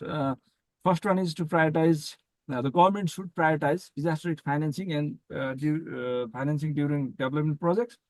Second one is establish dedicated budget for disaster management to ensure funds are always available. Third one is strengthen the disaster management fund and streamline fund transfers to local government. And the last one is to integrate disaster risk financing with social protection program to support vulnerable group. And the development partners in Nepal playing very crucial role. And still, disaster risk financing, development partners can play a vital role. So I have come up with some recommendation for development partners. Development partners can play a crucial role by providing technical expertise for disaster risk mapping and financial planning. And they can also support insurance initiative to promote risk transfer mechanism. And they can also support in funding capacity building programs for local government and communities. And I have also realized that the engagement of private sector is very essential. So private sector engagement and community engagement can play a vital role in disaster risk financing. Because the private sector can invest in resilient infrastructure and develop innovative tools for risk assessment. Public-private partnership can address funding and expertise gap. Local communities as first responder must be empowered through disaster preparedness program. Collaboration among all stakeholders ensure comprehensive and effective disaster management approach. In conclusion, addressing policy gap and strengthening financial mechanism and integrating gender perspective are important for Nepal. Collaborative effort among governments, development partners, and the private sector and community, we will build a resilient Nepal and capable of managing and recovering for disaster. Thank you so much for your attention. Thank you. Thank you so much, sir, for delivering such informative lecture. Now our co-chairperson, let me introduce her. She is Dr. Raja Habibullah from Morocco. She has specialized in geology, geotechnics, geoenvironment, and geomatics. And she has published numerous research works in different journals. And our today's rapporteur is Chanu Sutradhar. He is Assistant Professor, Department of Geography in PD Women's College, Jalpaiguri. And he has done his research work in Mizoram University, Aichal. Next, now I am inviting presenters one by one to present their PPT. First one is Mr. Subroto Maiti. Yes, His title of the paper is Assessing the Kharif API using the open source SER and GEE approach in Paschim Mednipur of West Bengal. Please show it.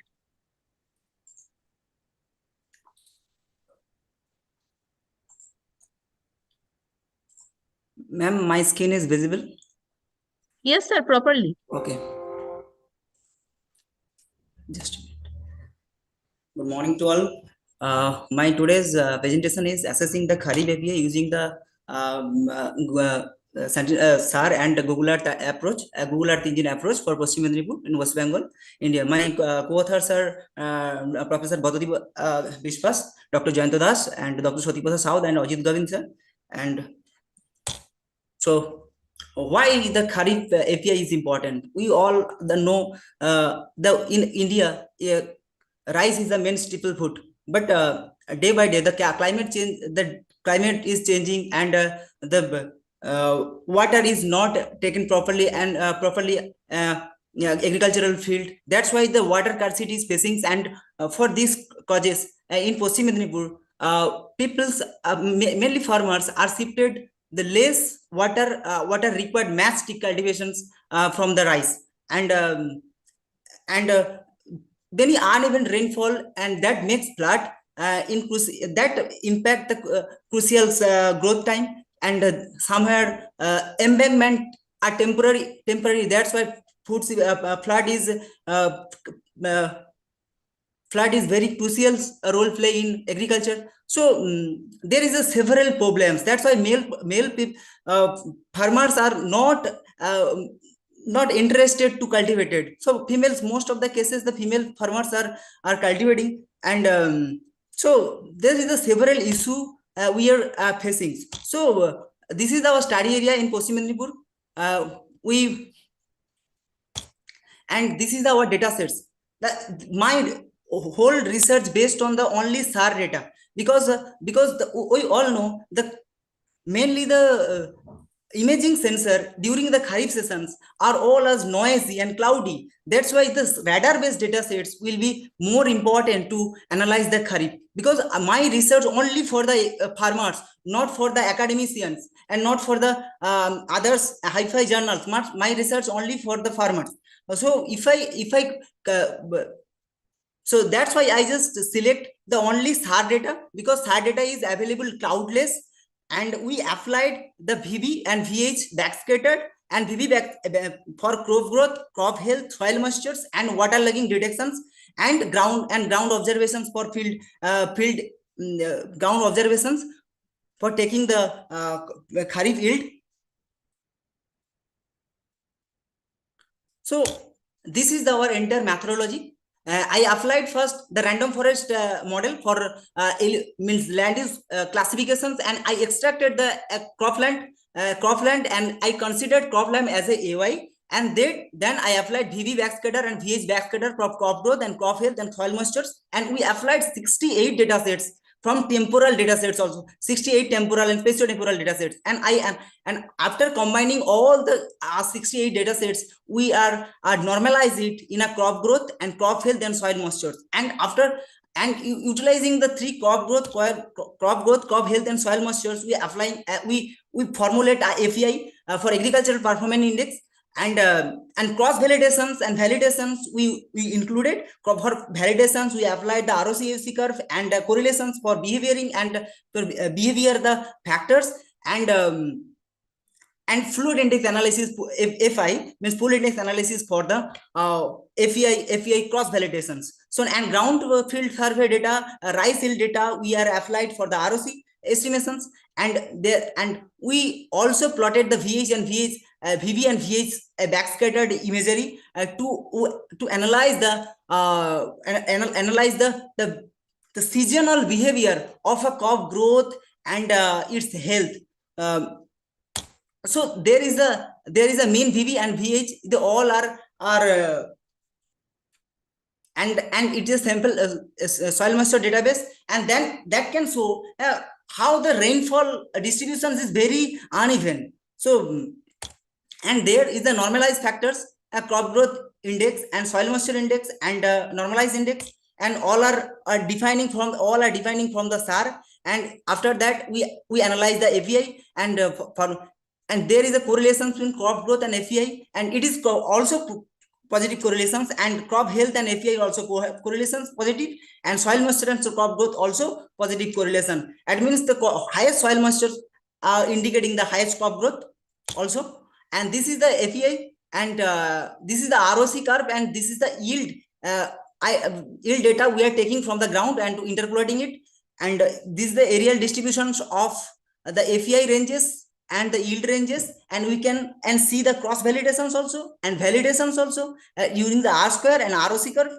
And there is a cross validation. This is the FARD index, and we have taken the ground samples from the Paschim Medinipur during the Kharif season, and we plotted it in as a geotag, and we can see during the flood time where is the situations of agricultural plate. Every crops are damaged, and every area are flooded. So mainly the rice season, for the rice, Kharif is the only season, because if you going to the Rabi season, that time it is a diverse crop. Some everywhere not producing rice. So Kharif is the main staple food. So why, if you using not considering the Kharif rice, we can, it is the future of food security will be hampered. So after the sensitivity analysis, we can see the sensitivity. This is the crop growth, crop health, and soil moistures. There is the result.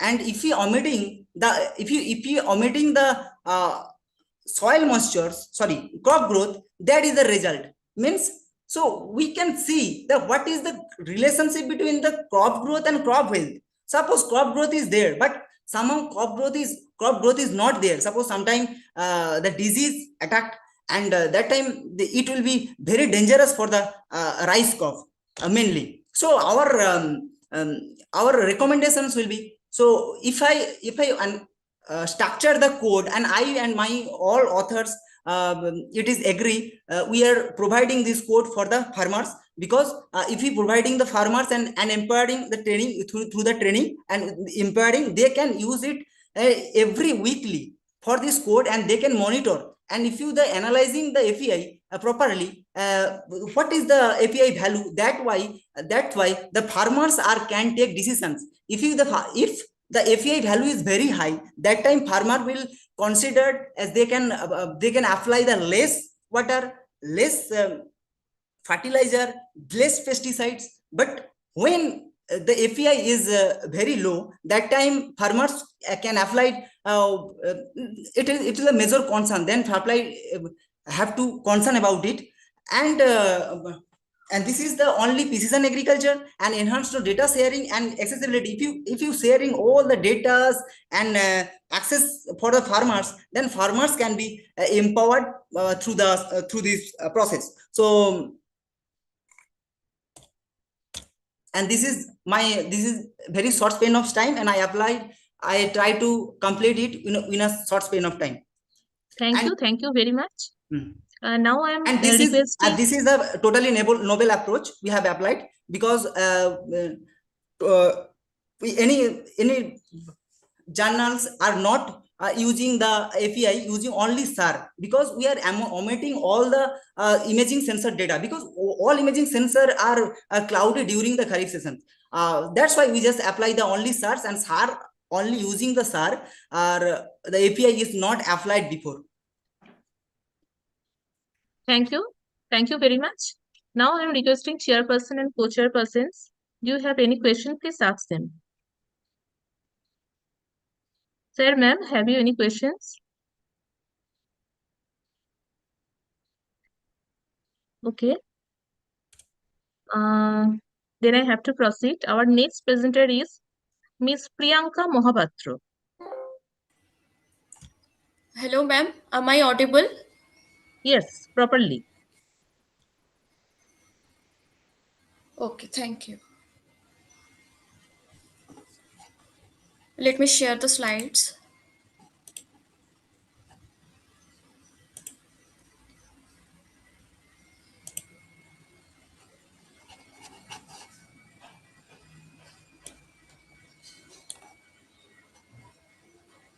Ma'am, my slides are visible? Hello? Yes, ma'am. It's visible now? Proceed. You may proceed. Yes. Okay. Good afternoon, everyone. Respected chairman, reporters, and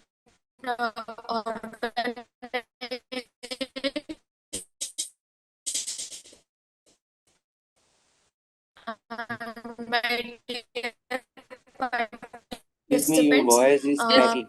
This is a scholar from Department of Soil and my topic will be today. My topic mathematical model in Borgard Canal Command Area using GMS. GMS is groundwater modeling system, and Borgard Canal Command Area is the command area in means it is the rice bowl, also known as rice bowl of Odisha, highly famous for paddy cultivation.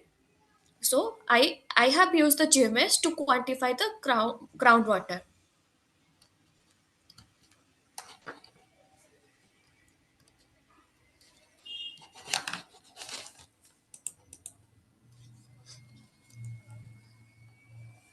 So my background of the study will be, most recent studies have been reported that lack of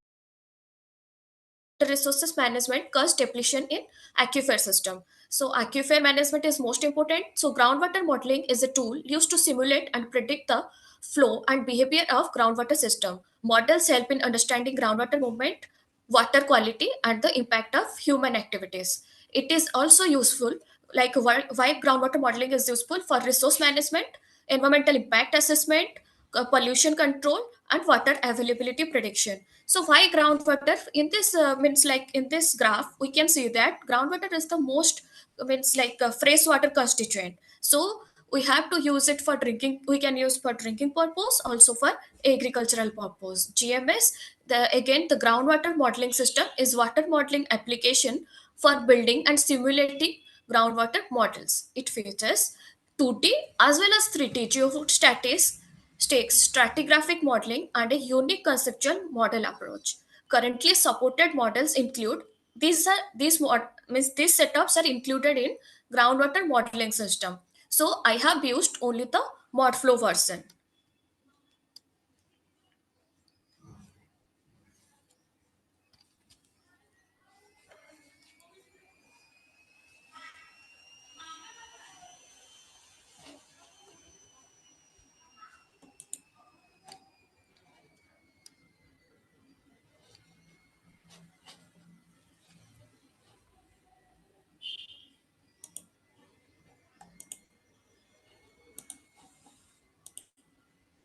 What happened, ma'am? Okay, it's okay. Hello. It's okay. Okay, then objectives are to calibrate the groundwater flow model of the for the Borgard Canal command area using GMS ModFlow, and to conduct the volumetric analysis of groundwater inflow and outflow in the study area. So it's taking time to change my slide, sorry. So coming to the steps in groundwater modeling system. First, we have to build the conceptual model, like defining the problems, objectives, and system boundaries. Like we have to gather data on geology, hydrology, and hydrogeology. Then numerical setup, like I have told you now how what are the types of groundwater modeling system. Then we have to use here the ModFlow version, then calibration and validation, then simulation, further analysis and decision making. What we have to use, what is our purpose to use this groundwater modeling system. So define the model domain, create a grid, assign material properties, defining boundary condition, setting initial conditions, then calibration. So this governing equation is, it is used for means constitute the mass balance equation as well as Darcy's law. These are the K x's and K yy and K zz are values of hydraulic conductivity along the x, y, and z axis. H is the hydraulic head, Q represent the source or C terms, S is the storage coefficient. Then coming to the materials and methods, input data requirements, it is a means heavy software requires high number of input data sets. So I have used for the like for area of interest, base map, boundary conditions, rainfall and evaporation data, groundwater level data, aquifer properties, then groundwater abstraction data. Few data are collected from Central Groundwater Board, other were collected from literatures. Then what will be the output? Hydraulic heads, drawdown, flow rates, mass balance, iteration informations, the velocity vectors like contour lines. We can see the whole DM means whole contour path. You can see later. So this is my the study area. Uh, Covering district is Balangir, Subarnapur, Sambalpur, Bargarh, which is the part of a Odisha. River is Mahanadi. Rainfall is 1450 mm. Major soil is clay loam. Area covering it is 2085 kilometer square. Covering total cultivable command area 115.364 thousand hectare.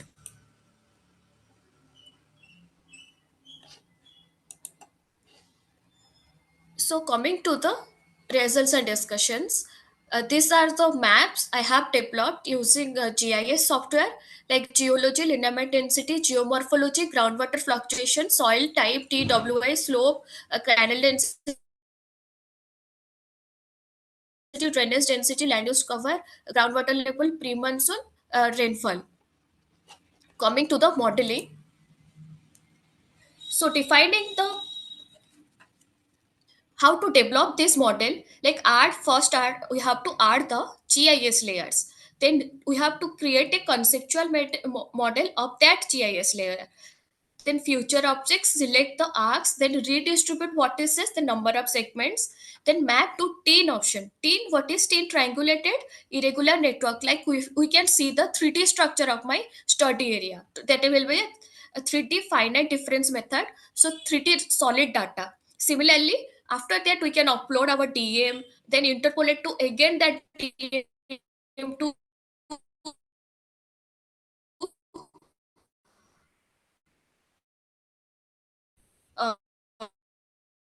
uh, teen, then discharge means like in every groundwater modeling is litholog and know the borehole discharge data, then soil id, then HGU id, horizon. HGU id is hydrogeologic unit which defines the boundary of each layer. Or then add sources or sinks. Sources or sinks means it means how the it is getting recharged, means like rivers, wells, recharge, evapotranspiration, drain. Here I have used rivers and drainage networks, means drainage density map. Then similarly, add the rainfall data, calculate the conductance. I have taken the value from literature. Then by duplicating all the boundary condition, we have set up the model. Then add horizontal conductivity, vertical conductivity, then specific yield. Also, it can add recharge rate value. After that, we can add grid frame. Here you can see that it is in a grid frame and then map to 3D grid. 3D grid, this is the version of 3D, the most popular version. Like GMS can give you, show you the 3D version. We can see the water level, complete water contour map in this map. Then we can see the in next slide we can see this is the digital elevation model. Here I attach the boreholes and these are the teen, means we can see the elevations here. So map to 3D from project explorer to new mod flow, then run check simulation. If data sets are correct, then it will run, otherwise it can send a check error message. Then mod flow, then run mod flow. These are the basic data sets, but you can add the soil data also. We can add the land use data also. We can add the time series data of groundwater level. Then we can see the groundwater flow direction. So after that, our groundwater flow posit is generating flow output. We can see here recharge, how much recharge is going on, total source or sink, how much water is coming, total flow, like flow in and flow out. Coming to the conclusion, a three-dimensional groundwater flow model was established for Burkard Canal Command Area. Volumetric analysis show that total inflow of water is 89 lakh 503 meter cube per day, and the outflow is similarly meter cube per day with a difference of minus 5.801. The percent discrepancy is very low in this model, like minus 0.00516%. In addition, the results can assist water authorities in accurate and sustainable planning and management of groundwater resources in dominant agricultural command area.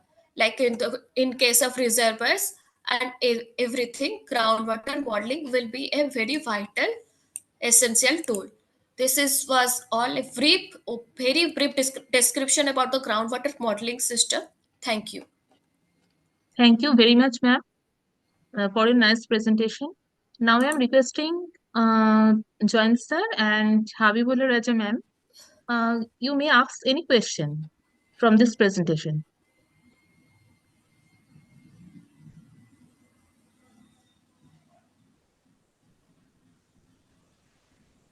Or anybody, do you have any question? Okay. Next time you proceed. Next presenter is Mr. Gautam Mahato. His topic is Studies on Peanut for Yield and Other Characters for Sustainable and Rural Development and Nutritional Security Okay, ma'am. Thank you. in West Bengal under changing climatic condition. Mr. Gautam Mahato, please present your PPT.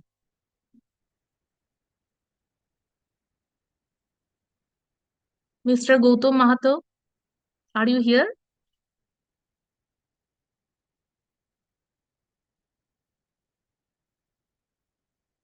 I think he is not here. Then Dr. Bhupen Burman, are you present here? Dr. Bhupen Burman, are you present here? Next, Mr. Rashik Chetri, are you present here? Hello, ma'am. Yes, I'm present here. Sir, please, you may present your PPT. Okay, sir.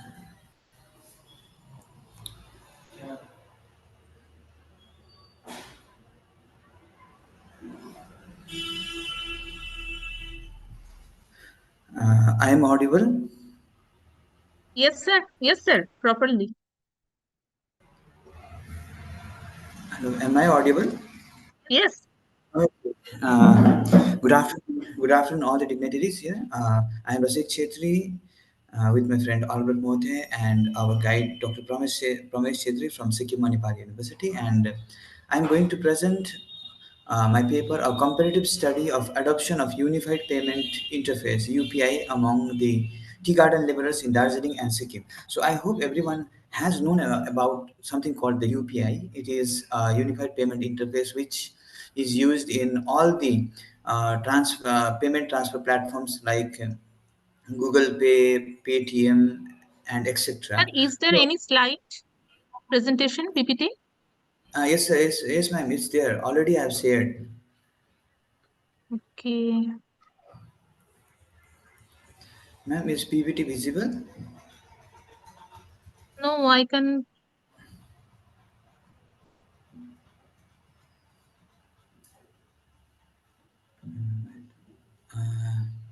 Anybody may reply, is PPT visible?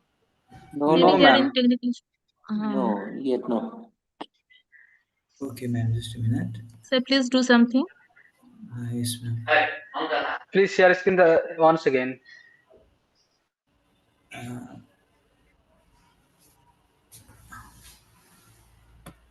Okay, sir. Sharing the screen.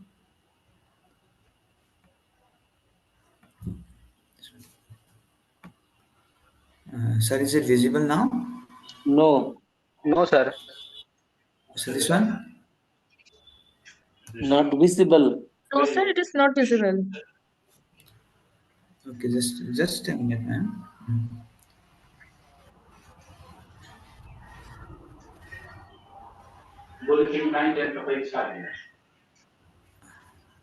Yes, sir. It is visible now. Okay. Yes, sir. Now, Okay, okay. proceed.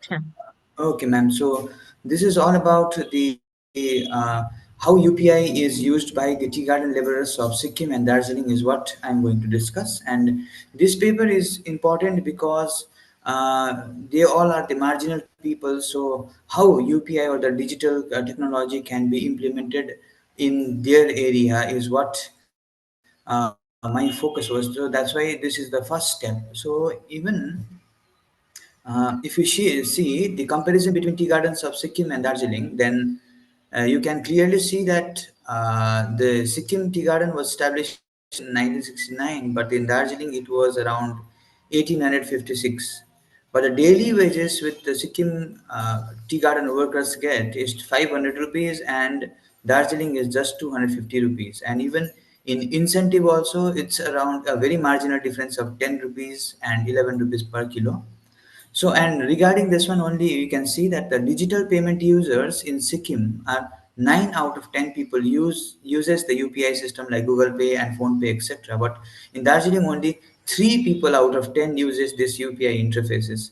And also the festive bonus is also 10% and 16%. And the if you see the rate of first plus tea price, Sikkim was able to fetch the highest of 10,500 rupees and Darjeeling 31,000 rupees.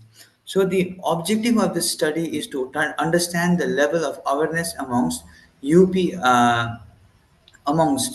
tea garden laborers of Sikkim and Darjeeling, and also to study how they can adopt all these things in in this area. Okay, sir. So this is the unified payment system which I had already discussed, and the objective is also I have discussed. So methodology was very simple. It's descriptive and analytical in nature, and also a self-structured questionnaire was there, out of which we had given around 25 questions to them, which were like first part was all the demographic questions, and remaining part was like whether they are aware of the UPI or not is what we had done. Their sampling technique was convenient sampling, and also we had taken 200 samples, 100 from Timi Tea Garden and remaining 100 from the tea garden of Darjeeling, which was basically Balasan and Margastrop Tea Garden, because only those in our periphery, only those two tea gardens are presently on work. Remaining are all shut down because of the labor problems as well as the financial problems. So this is what I had already given to you. And whenever it comes to factor of adoption, we found that there are 5 factors. The one is perceived usefulness, like if the people are ready whether this UPI is useful or not. So we would be checking out whether they are means we would be perceiving whether it is well or not. And another one is reliability also, like whenever we are using this UPI, whether it was reliable for them or not. And the third one was the digital infrastructure, like network as well as the smartphone availability, etc. And number 4 was accessibility, like how easily you can access this system for every one of them. And the security part was also taken care. So in order to adopt any UPI, we had to take care of this 5 things is what we found from our previous research also. And the level of awareness also, which I had already discussed, like we had around the questions were around 10 questions, which was like, some were hard and some were easy ones. On an average, it was a simple questionnaire. But what we had done is that we just wanted to check the level of awareness. And our finding, what came is that we try to test whether whenever we are using these things, whether it is all about location is important, age is important when we are adopting the UPI, or income, or educational qualification, or duration of how long we use our phone, or how long we use our UPI. And another one is regarding gender, and volume of transaction is also what we had taken, like around 4 or 5 variables. But we were very surprised to know that the significant factor for adoption of this UPI in any field is what we have found is that it was not about location, it was not about gender qualification, educational qualification, volume, or duration of use.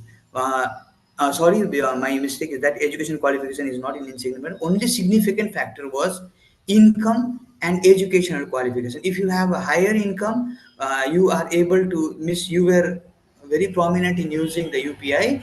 And if your educational qualification is also good, then also you were like prominent in using the UPI technology. So from there we found that in Darjeeling the income was less. That's why the people who are using UPI were very less. And also the educational qualification of Darjeeling workers were very less, like just 10 pass, or some had not, some were not even 2 or 3 class pass. So because of that one, they were more focused on Aadhaar based or CSP, like customer service points are there from where they can just withdraw the cash. So they were more focused on the cash transaction than the UPI transaction. So from here, what we can make out is that when it comes to the factor of perceived usefulness, digital infrastructure, reliability, accessibility, and security, and the factor which was affecting for adoption of this whole system, especially our income and education qualification, from there we could make out something, that is if you have a higher, whether either raise the income level of the people or increase the educational as well as awareness part. So from here, all miss, when we were studying this paper, what conclusion we came in is, like, if we are able to make our digital infrastructure strong, accessible, as well as we can make aware of them that it's not about the problem, or if we can educate them, then I think everyone can use, even in Darjeeling also, not only in the Sikkim tea garden. So Darjeeling has a very huge population of, like, huge area for tea garden, but still the people who are using the UPIs are very, very less. And out of that also, many people are not aware of all the functions, and results also showed that they were not so much onto this one, or they were not relying too much onto it, because maybe because of the poor network system in their area is what we found. So in the, what I suggest from this paper is that whenever government applies the digital technology for the marginal people, they should be aware about the digital infrastructure they has, the phone and technology they are connected to, as well as the level of awareness they should be bringing amongst these people, so that it can be effective even for them. Thank you. Thank you, sir, for this nice presentation. Now I am requesting Mrs. Gargi Shorkar to show her PPT regarding change of land use, land cover, and transformation of local economy, a case study on Chamta River Basin, Darjeeling district, West Bengal. Ma'am, proceed. Yes, ma'am.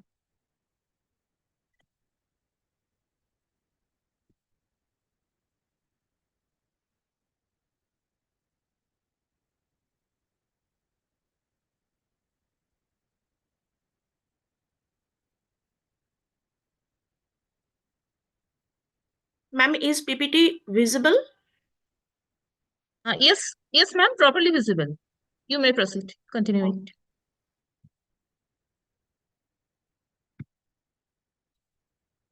Yeah. Good afternoon, respected chairperson, co-chairperson, and audience. I am going to present the paper entitled Change of Land Use and Land Cover and Transformation of Local Economy, a case study on Chamta River Basin, Darjeeling District, West Bengal. My co-author is Dr. Shubhadeep Gupta. Here, as the title expressed, I want to show how the change of land use and land cover give impact on local economy and it transformed. Here I have go through several literature review. Ma'am, am I audible? Yes, yes. Yes, ma'am, properly. Okay.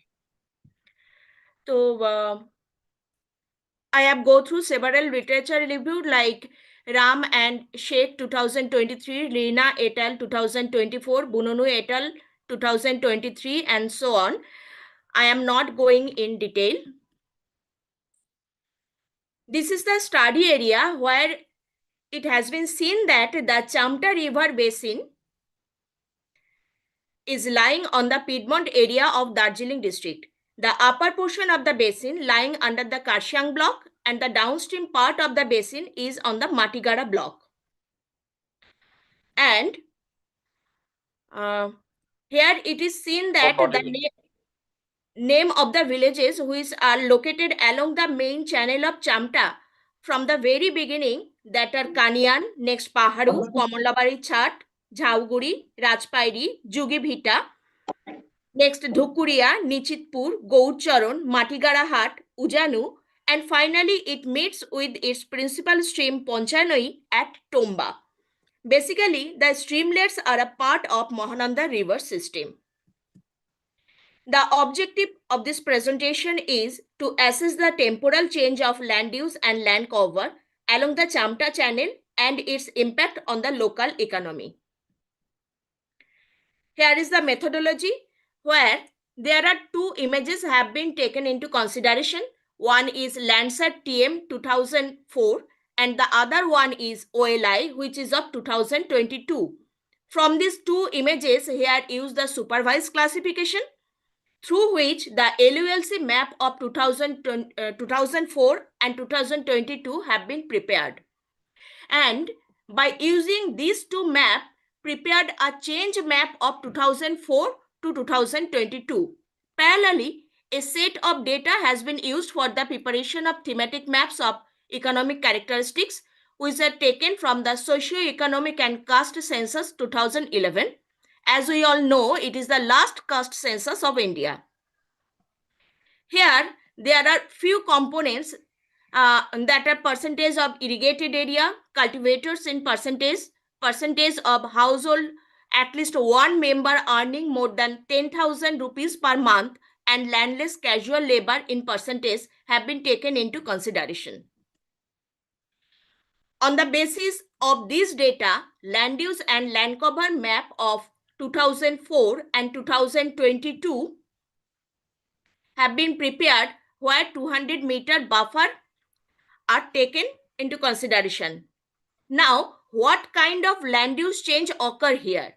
Here, it is seen that the dominant unchanged land use is tea garden to tea garden. That means both the year have same amount of land parcel where the tea garden exists in the year of 2004, as well as same amount of land found in 2022.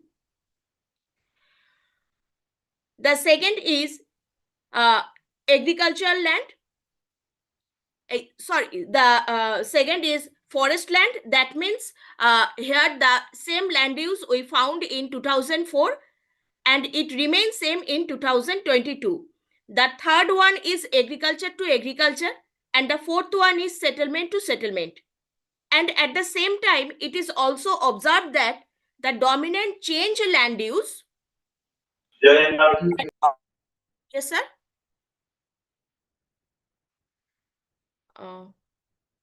Dominant change in land use occur in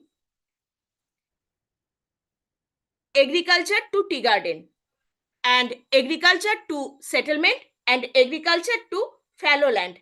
Another significant land use change is agricultural land to fallow land, to the conversion into settlement area or built up area. And the third one is the land which is found agricultural land or tea garden area of 2004, which has been converted into the current fallow. So these are three dominant conversion taken place. Here the tea garden conversion, that means the tea garden to tea garden unchanged, and any other landscape transformation to tea garden change.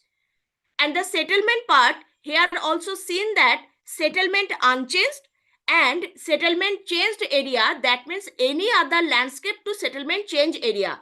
These two type of land use component are increasing significantly.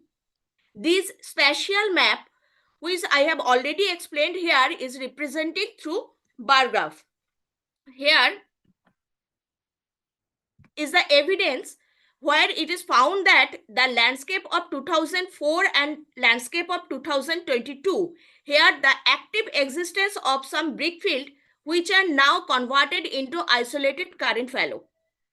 The brick field are dried up as the river, which is famous for carrying silt, now lost its discharge and not able to carry sufficient amount of fresh silt or deposit silt through which the brick field could survive. Therefore, they are abolished.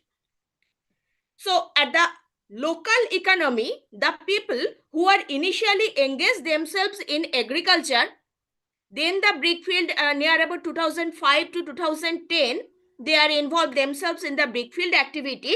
Now they have nothing in their hand to survive the local economy, as the land area has been converted into settlement area or built up blocks which are not for living purpose. Basically, they are transformed into some school, some residential English medium school. These plots are now used for the preparation of educational hub nearby Shiliguri. Local people have no work in that area. Hello. They have lost their local economy. Hello, ma'am. Ma'am, Yes. we are running out of time. So please summary Okay. give the I'm next sorry. person to present. Okay. We have only 10 minutes left. Only buffer time is running. Okay, ma'am. Okay, thank you. So as I have already said, the local people have no work in that area. they have lost their local economy, which has in the earlier time in form of agriculture, then the form of brickfield worker, and now they have nothing to do with this land. So they have converted themselves. Actually, they have bound to converted themselves into casual labor, or a fewer engage themselves as rickshaw puller, toto driver, or something like that. These are some field photographs where it is seen that a number of high rises are built up along the Chamta channel, where the people are coming from outside. Those have sufficient money or a handful money, and the local people had no chance to work there. And if they are trying to co-op themselves to the changing economy, they have to work as the domestic labor in those high rises. So this kind of transformation in local economy is taken place here. Here it is also found that the distribution of irrigated area, cultivated area of the villages under the Chamta basin. Here the pink color represents the lesser irrigated land in percentage, whereas the yellow color represents the comparatively high, greater percentage in irrigated land. In case of cultivators, blue color represents the lesser percentage and pink color represents the higher percentage of cultivators. Here we also found in that special distribution map that the landless casual labor and where the earning level of villagers under the Chamta river basin. Here it has been observed that the yellow color represents the highest percentage of household with any member earning more than 10,000 per month. So the findings are dominant change land use and land cover are agriculture land to tea garden, agriculture fallow land to settlement patches, agriculture and fallow land to current fallow. Better irrigation facility recorded at Rajpairi, Chamtagurichar, Dhukuria, Goucharan, but the distribution of cultivators are now less along the Chamta channel.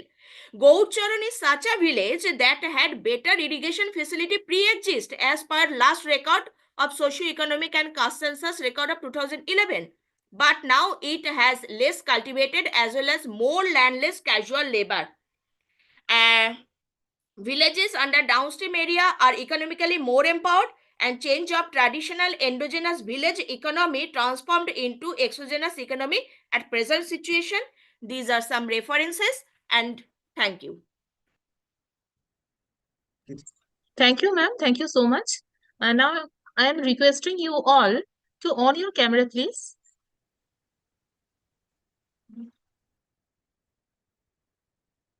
I am requesting all to on your camera.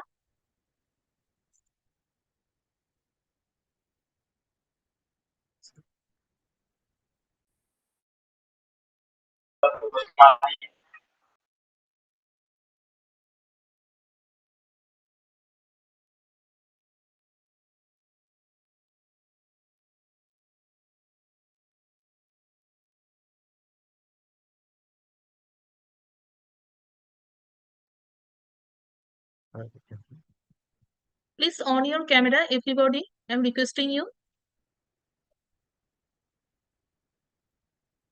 Please, everyone, on your camera, please.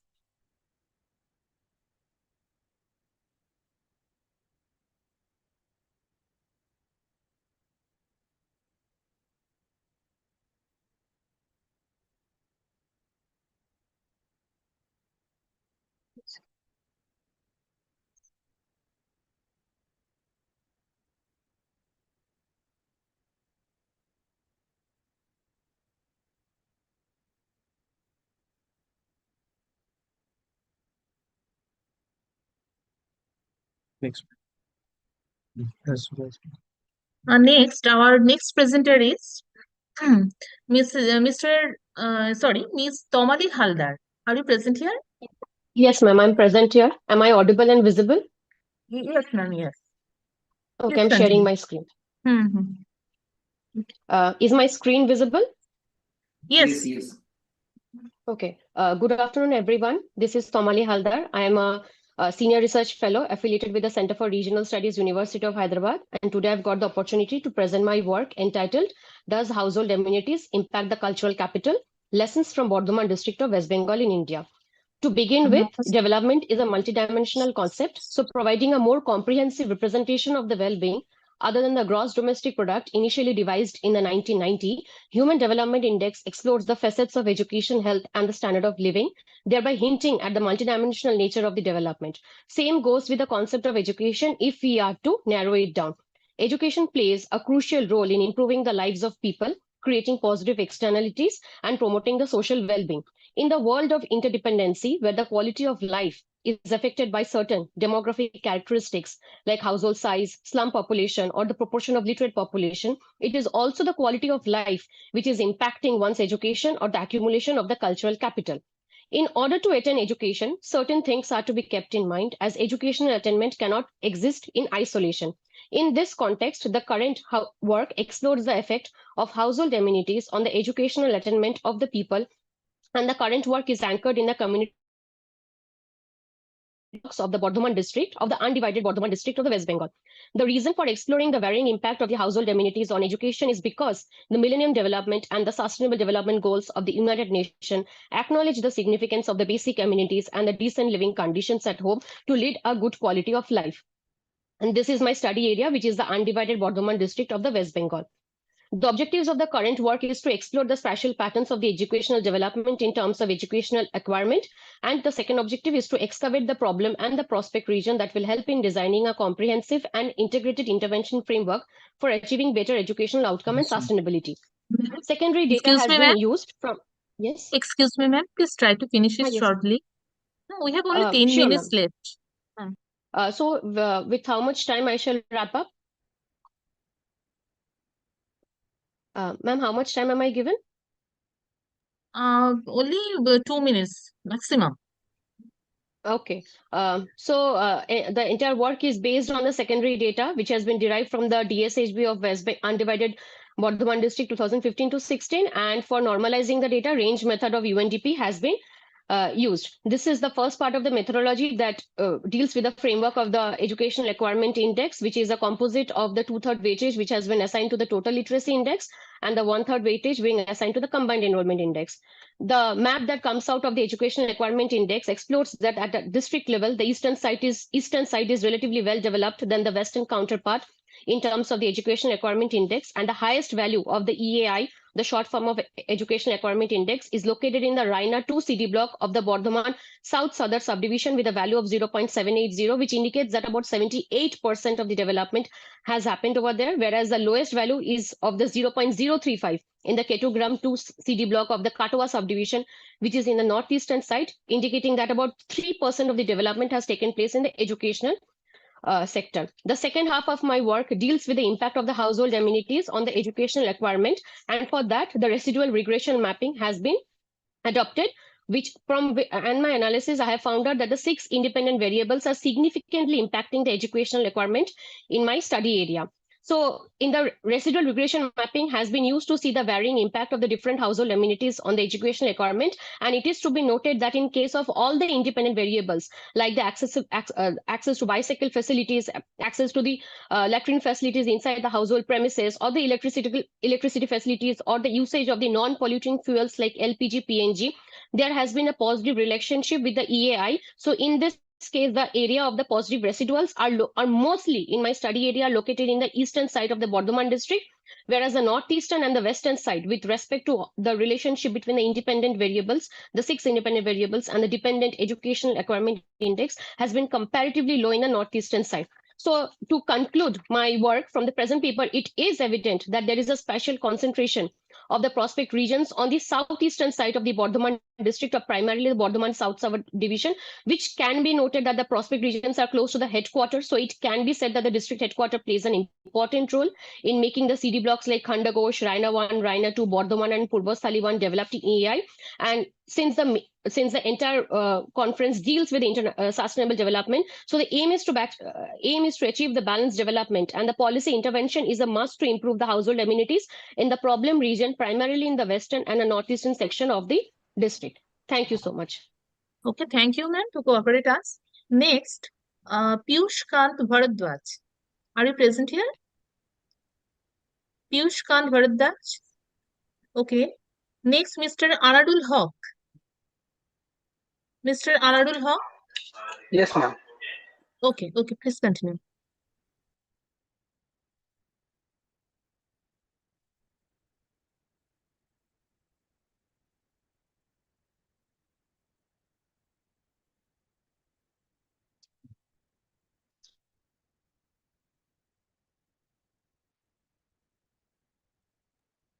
Sir, please start it.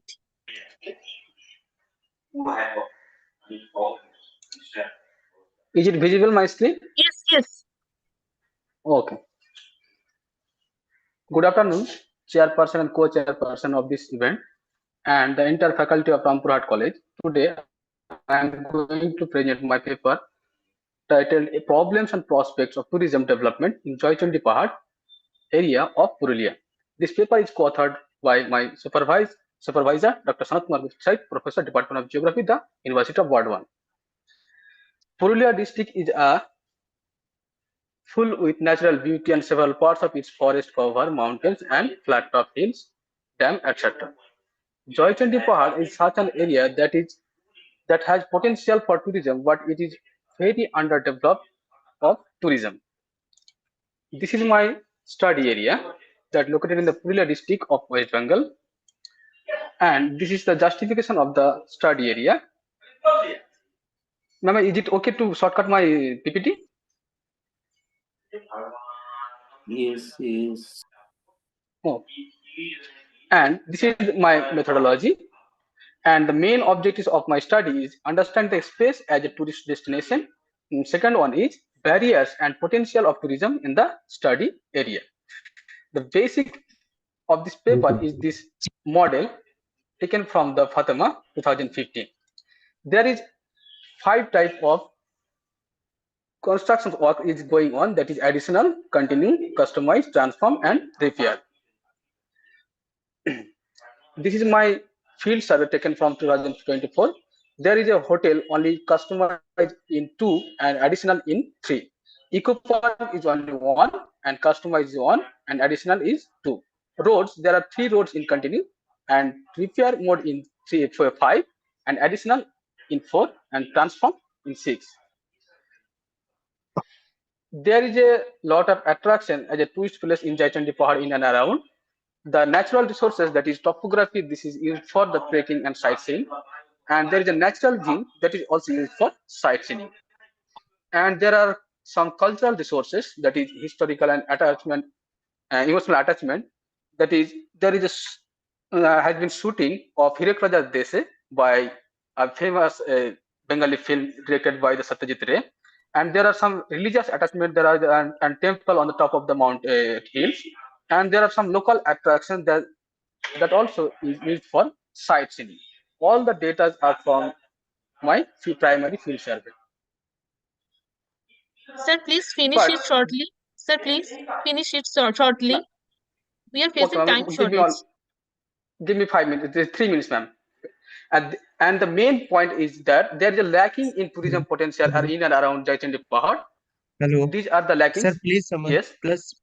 Please summarize. We have out of time. Okay. Just summarize. Okay, sir. The tourism in and around Jaychandi Pahad is very underdeveloped because there is a huge barriers in and around Jaychandi Pahad.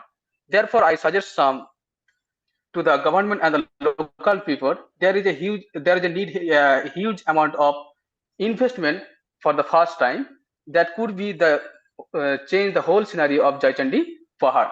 And the most important is it should be participated by the local or state government and public-private partnership. But meanwhile, we should always aware about the uncontrolled tourism development that will lead to character of changes. The value system is important to maintain the relationship between human culture and nature systems. These are my references, and lastly, thank you. Thank you, sir. Thank you very much. Now next, Mr. JayantaDas. JayantaDas, please unmute yourself. Yes, ma'am. Thank you. Am I audible and visible? Just summarize. We have left out of time. Just summarize. Thank you for giving me the floor for presenting my paper, The Estimation of Heatwave Patterns and Assessment of Urban Heat Island and its Impact in Rajshahi City Corporation, Bangladesh.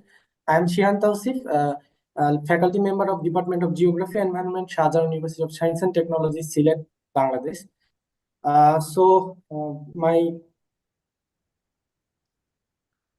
introduction part is nowadays more than half of the world's population lives in cities, and due to the urbanization, it is expanding the city area, and due to the land cover change, it significantly impact in the urban environment. However, heat wave and urban heat island has drastically changed the scenario of the city dwellers' livable condition. However, several researchers were found focused on heat wave measurement, trends of heat waves, mortality due to the heat wave, and UHI intensity and magnitude. Very few studies were found which investigated the future pattern of heat wave in respect of climate datasets and impact of UHI on developed countries like Bangladesh. So my research objectives were to estimate the future trends of heat wave based on the past climatic datasets and assess the UHI. Second one is to reveal the respondents' impact perception of UHI of Rashi City Corporation, and finally to provide a policy guideline. Here is a sample picture of my study area. Here, Rashi is a northwestern part of Bangladesh, and this is the Rashi City Corporation. And however, the field data Sir, was please summarize. Sir, please summarize. We have left out of time. Okay. So I have utilized temperature, humidity, and rainfall data, and images were taken derived from the USGS Earth Explorer. So I will escape my methodology section. However, I have implemented weighted average index. So first of all, in my result section, you are seeing this. The April and May is mainly the heat wave phenomena month, and the past scenario is saying that it is more than 39 degree or 49 degrees Celsius. However, the average monthly rainfall is shifting from June to July to the August and September in the present scenario. Here is a time series plot of average relative humidity, and you are watching that in 1992 it was very much poor relative humidity. However, in the past years, you are seeing that high level of humidity. So here is a trend analysis plot of heat wave days. I have concluded that greater than 35 degrees Celsius in a 3 to 5 consecutive days is called as a heat wave. And you are seeing this. I have projected a forecast, and it revealed that it is more than 100 days is facing in Rashi City Corporation heat wave days. Here is a land surface temperature map. And I have taken 1998 and 2023, and the mean temperature is very much higher in Rashi City Corporation than 2023. And in 2023, the mean temperature is getting much higher and higher. So I have calculated the UHI, and here is a stack profile from northern western part to the eastern part. In the western part, in 1998, the heat UHI phenomena is very much higher. However, in 2023, you are seeing the UHI phenomena. UHI Sir, value please is also conclude. higher. Okay. Sir, please conclude. Okay.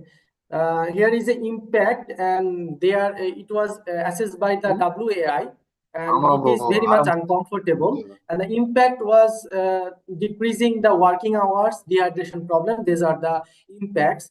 So finally, I have come to the conclusion part, and the average temperature is very much higher than 34 degrees Celsius. I have estimated 10 years forecast and 100 days were the heat wave days in the future trends, and significant change of LST and UHI will be measured by 25 years. My major limitation of this study was the LULC can be incorporated, then better understanding should be observed. However, in recommendation, GEO and other organizations need to come forward to state the appropriate guidelines, and policymakers need to rethink the UHI impact of RCC as it has been drastically changing its nature. Thank you very much for having patience. You can ask any query by this WhatsApp number. Thank you. Thank you, sir. Thank you very much. Next, Ms. Varsha Beghoria and Mr. Shubhadeep Gupta. Good afternoon, ma'am. Okay. Am I audible? Yes, ma'am. So, ma'am, please do it shortly, okay? Only yes, within ma'am. 2 minutes. Okay, ma'am. I know it is difficult, but we have no other option. Okay. Good afternoon, everyone. Present here, I, Varsha Beghoria, would like to present on the paper with the help of my professor, sir, Dr. Shubhadeep Gupta, sir. So my topic is sedimentological analysis of Ponchanoi River bed, Darjeeling district of West Bengal. See, this is my located area where I have done. So this is a Tista megafan of the Darjeeling district where I have done. I have done on Ponchanoi River, which is a tributary of Mahananda River, and it is at Tulsi Nagar, where it joins Mahananda River. The yellow line, with the yellow line, I have shown the Ponchanoi River. So my study area is situated near Ilapal Chaudhuri School, where the Rongtong River joins Ponchanoi River. So from this slide, we can conclude that the rainfall is mainly from June to September, but mainly it is very high in July, which reaches 700 millimeter. And the average temperature ranges from 14 to 18 degrees Celsius, while in January and February, it is average of 6 to 10 degrees Celsius. So coming back to my objective is to measure the shape of the coarse bed sediment of Ponchanoi River, to understand the transportation and depositional environment of the last monsoonal event, and to understand the special change of fine sandstone sediment, and to assess the textural characteristics of fine sandstone bed sediment of Ponchanoi River. What I have done is I have collected with the help of GREED method 47 coarse samples, and then after that I have collected 20 sand samples from Ponchanoi channel.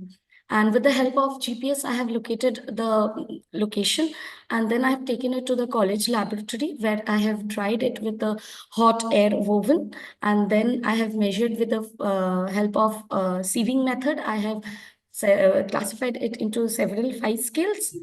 And with the help of Gradistat method, I have calculated the statistical parameters. And I have done roundness index also and Zink's method also. So in one cross section, I have collected 4 samples.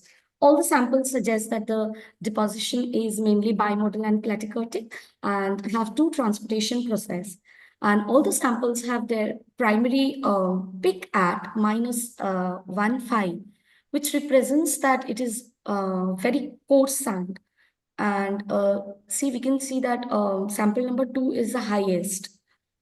And as there is a dominance of rolling with saltation in sample number 1 and 2, so the sediments are moderately sorted, while sample number 3 and 4 are poorly sorted because there is a dominance of saltation with suspension. Hello, ma'am. Please summarize. Yes, sir. And sample number 1, 2, and 3 are finely skewed as they have high energy dominance, and sample number 4 is symmetrically skewed as it has low energy dominance. See, I have done it in section 2 also. Same thing I have done. Excuse me, ma'am. Excuse me. Yes. Ma'am, please show the major findings and recommendations. Please, ma'am. This is the finding, ma'am, where I have done sample which is bimodal. Okay, ma'am. It Try is to conclude. leptocartic. Okay.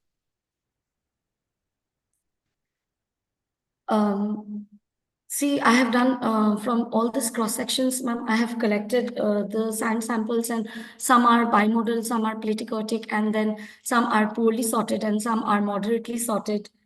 And last, ma'am, in segment 3, we can see that there is a dominance of rolling with little saltation in sample number 1, 3, 5, and 6.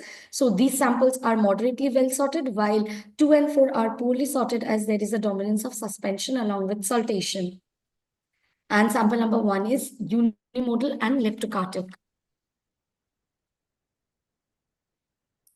I have done roundness index also, where we can find that mainly the sediments are in 90% it is elongated. No rounded sediments were found, and very little were semi-elongated. So thank you, ma'am, and special thanks to my sir, Dr. Shubhadeep Gupta sir, for his help. Thank you, ma'am. Thank you so much. Next, Mr. Shomarpon Kindo. Shomarpon Kindo. Are you here?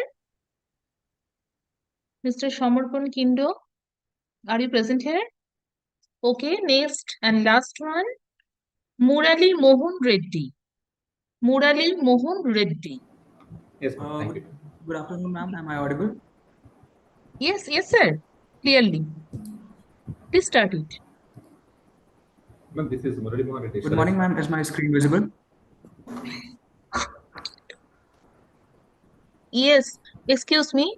Um, okay, So okay, good morning, please. everyone. Myself, Samarpan Kindo. I am BTech scholar at the Department of Civil Engineering, Mizoram University. And today I'm going to present you on the topic study of rainfall pattern and behavior Hello, for Aizawl city, hello. Your screen is not visible. Mizoram, in India for sustainable water Hello, resources. your So let screen me is not introduce you to the visible. topic. Precipitation plays a key role in Earth's water cycle and has a significant impact on both ecosystem and human activities. Aizawl, the capital of Mizoram, India, presents some significant obstacles due to its unique geographic and climatic conditions regarding water availability. The city experienced the bulk of its rainfall during the monsoon Excuse me, season Mr. from Kindo, June to your September. how is Yes, sir. Yes. Hello. Am I audible, sir? Yes, Yes, sir. please You are yes, audible. you may summarize. Please proceed. summarize. Just 2 minutes complete, please. Okay, sir. Our session time is So the already objective over. of our study is to develop and compare the performance of various machine learning models for accurate and reliable prediction of rainfall in Aizawl, Mizoram, and to enhance the sustainable water resources management and mitigating the impacts of extreme rainfall events. So let me directly take you to the methodology. First, we collected data, we pre-processed it, and used four machine learning models, that is XGBoost, random forest, LSTM, and GRU. Let me show off GRU, that is gated. The black line shows actual rainfall, and the dotted blue, see there is a huge vast difference between actual GRU is unable to predict the rainfall over the here we can see the matrices are R square is minus 0.01, that is really low, and NSC is also minus 0.01. Here GRU training and validation losses are represented, and residual LSTM, long short-term memory. Here also we can see that a huge noise is there. Summary, please summarize. Uh, out of our four models, only random forest and XGBoost show a very high accuracy with R square 0.95 and R square. So here's our conclusion. Reliable forecast provided by the random forest and XGBoost models can aid in better planning and management of water resources in Aizawl, Mizoram. These models can help in preparing for extreme rainfall events, optimizing water shortage. The insights from this study can inform policymakers and resource managers, enabling data-driven decisions that enhance water resource sustainability and resilience against the climatic variability. These are the recommendations. First one is feature engineering. Incorporate additional weather-related variables like wind speed and humidity to improve model predictions. Data augmentation to increase the diversity and size of trained data set to improve generalization and reduce the prediction errors. Third one is infrastructure development, suggestions to store, distribute, and treat water efficiently. Thank you so much.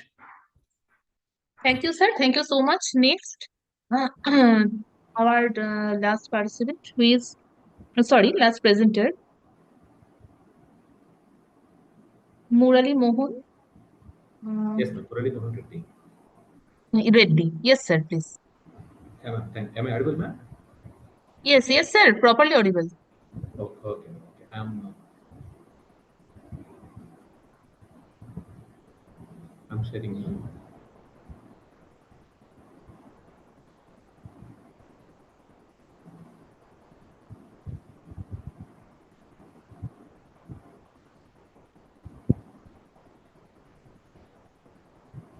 Sir, please start. We have running out of time.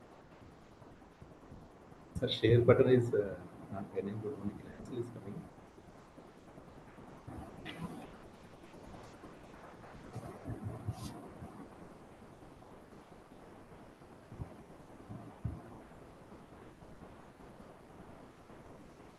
I'm unable to share the PPT, ma'am. Share screen is only the Hello, share hello.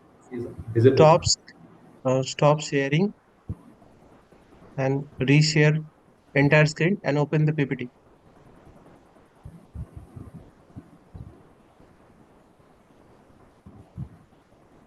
Clicking entire screen, but share the share button is disabled.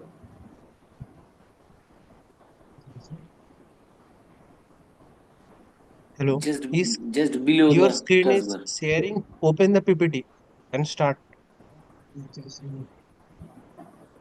Okay. Open PPT. PPT open, sir. Is my PPT is on screen, sir?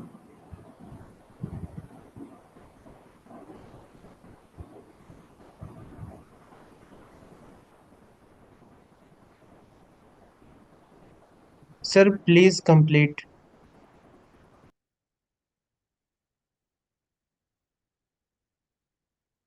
Yes, yes, your screen is Now, visible. Please summarize.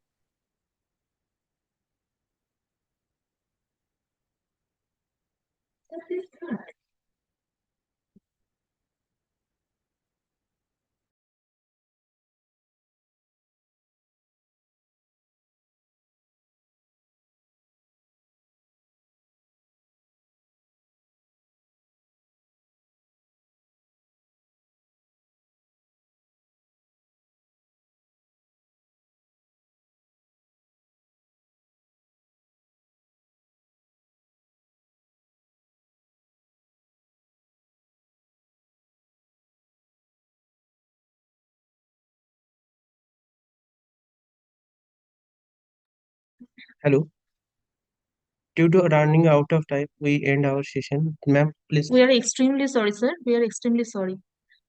Okay, thank you all. Thank you. Thank our chairperson. Thanks to our co-chairperson, rapporteurs, and all participants, all presenters for your hearty cooperation. Thanks all. Ma'am, hello. Yes. Yes. How can I get my certificate? Okay. It will give you letter and Please contact with Jayanta. please contact with our convener. Okay. to your email ID, it will provide. You just check after that, after the session. Okay, sir. Thank you. Okay. Thank you.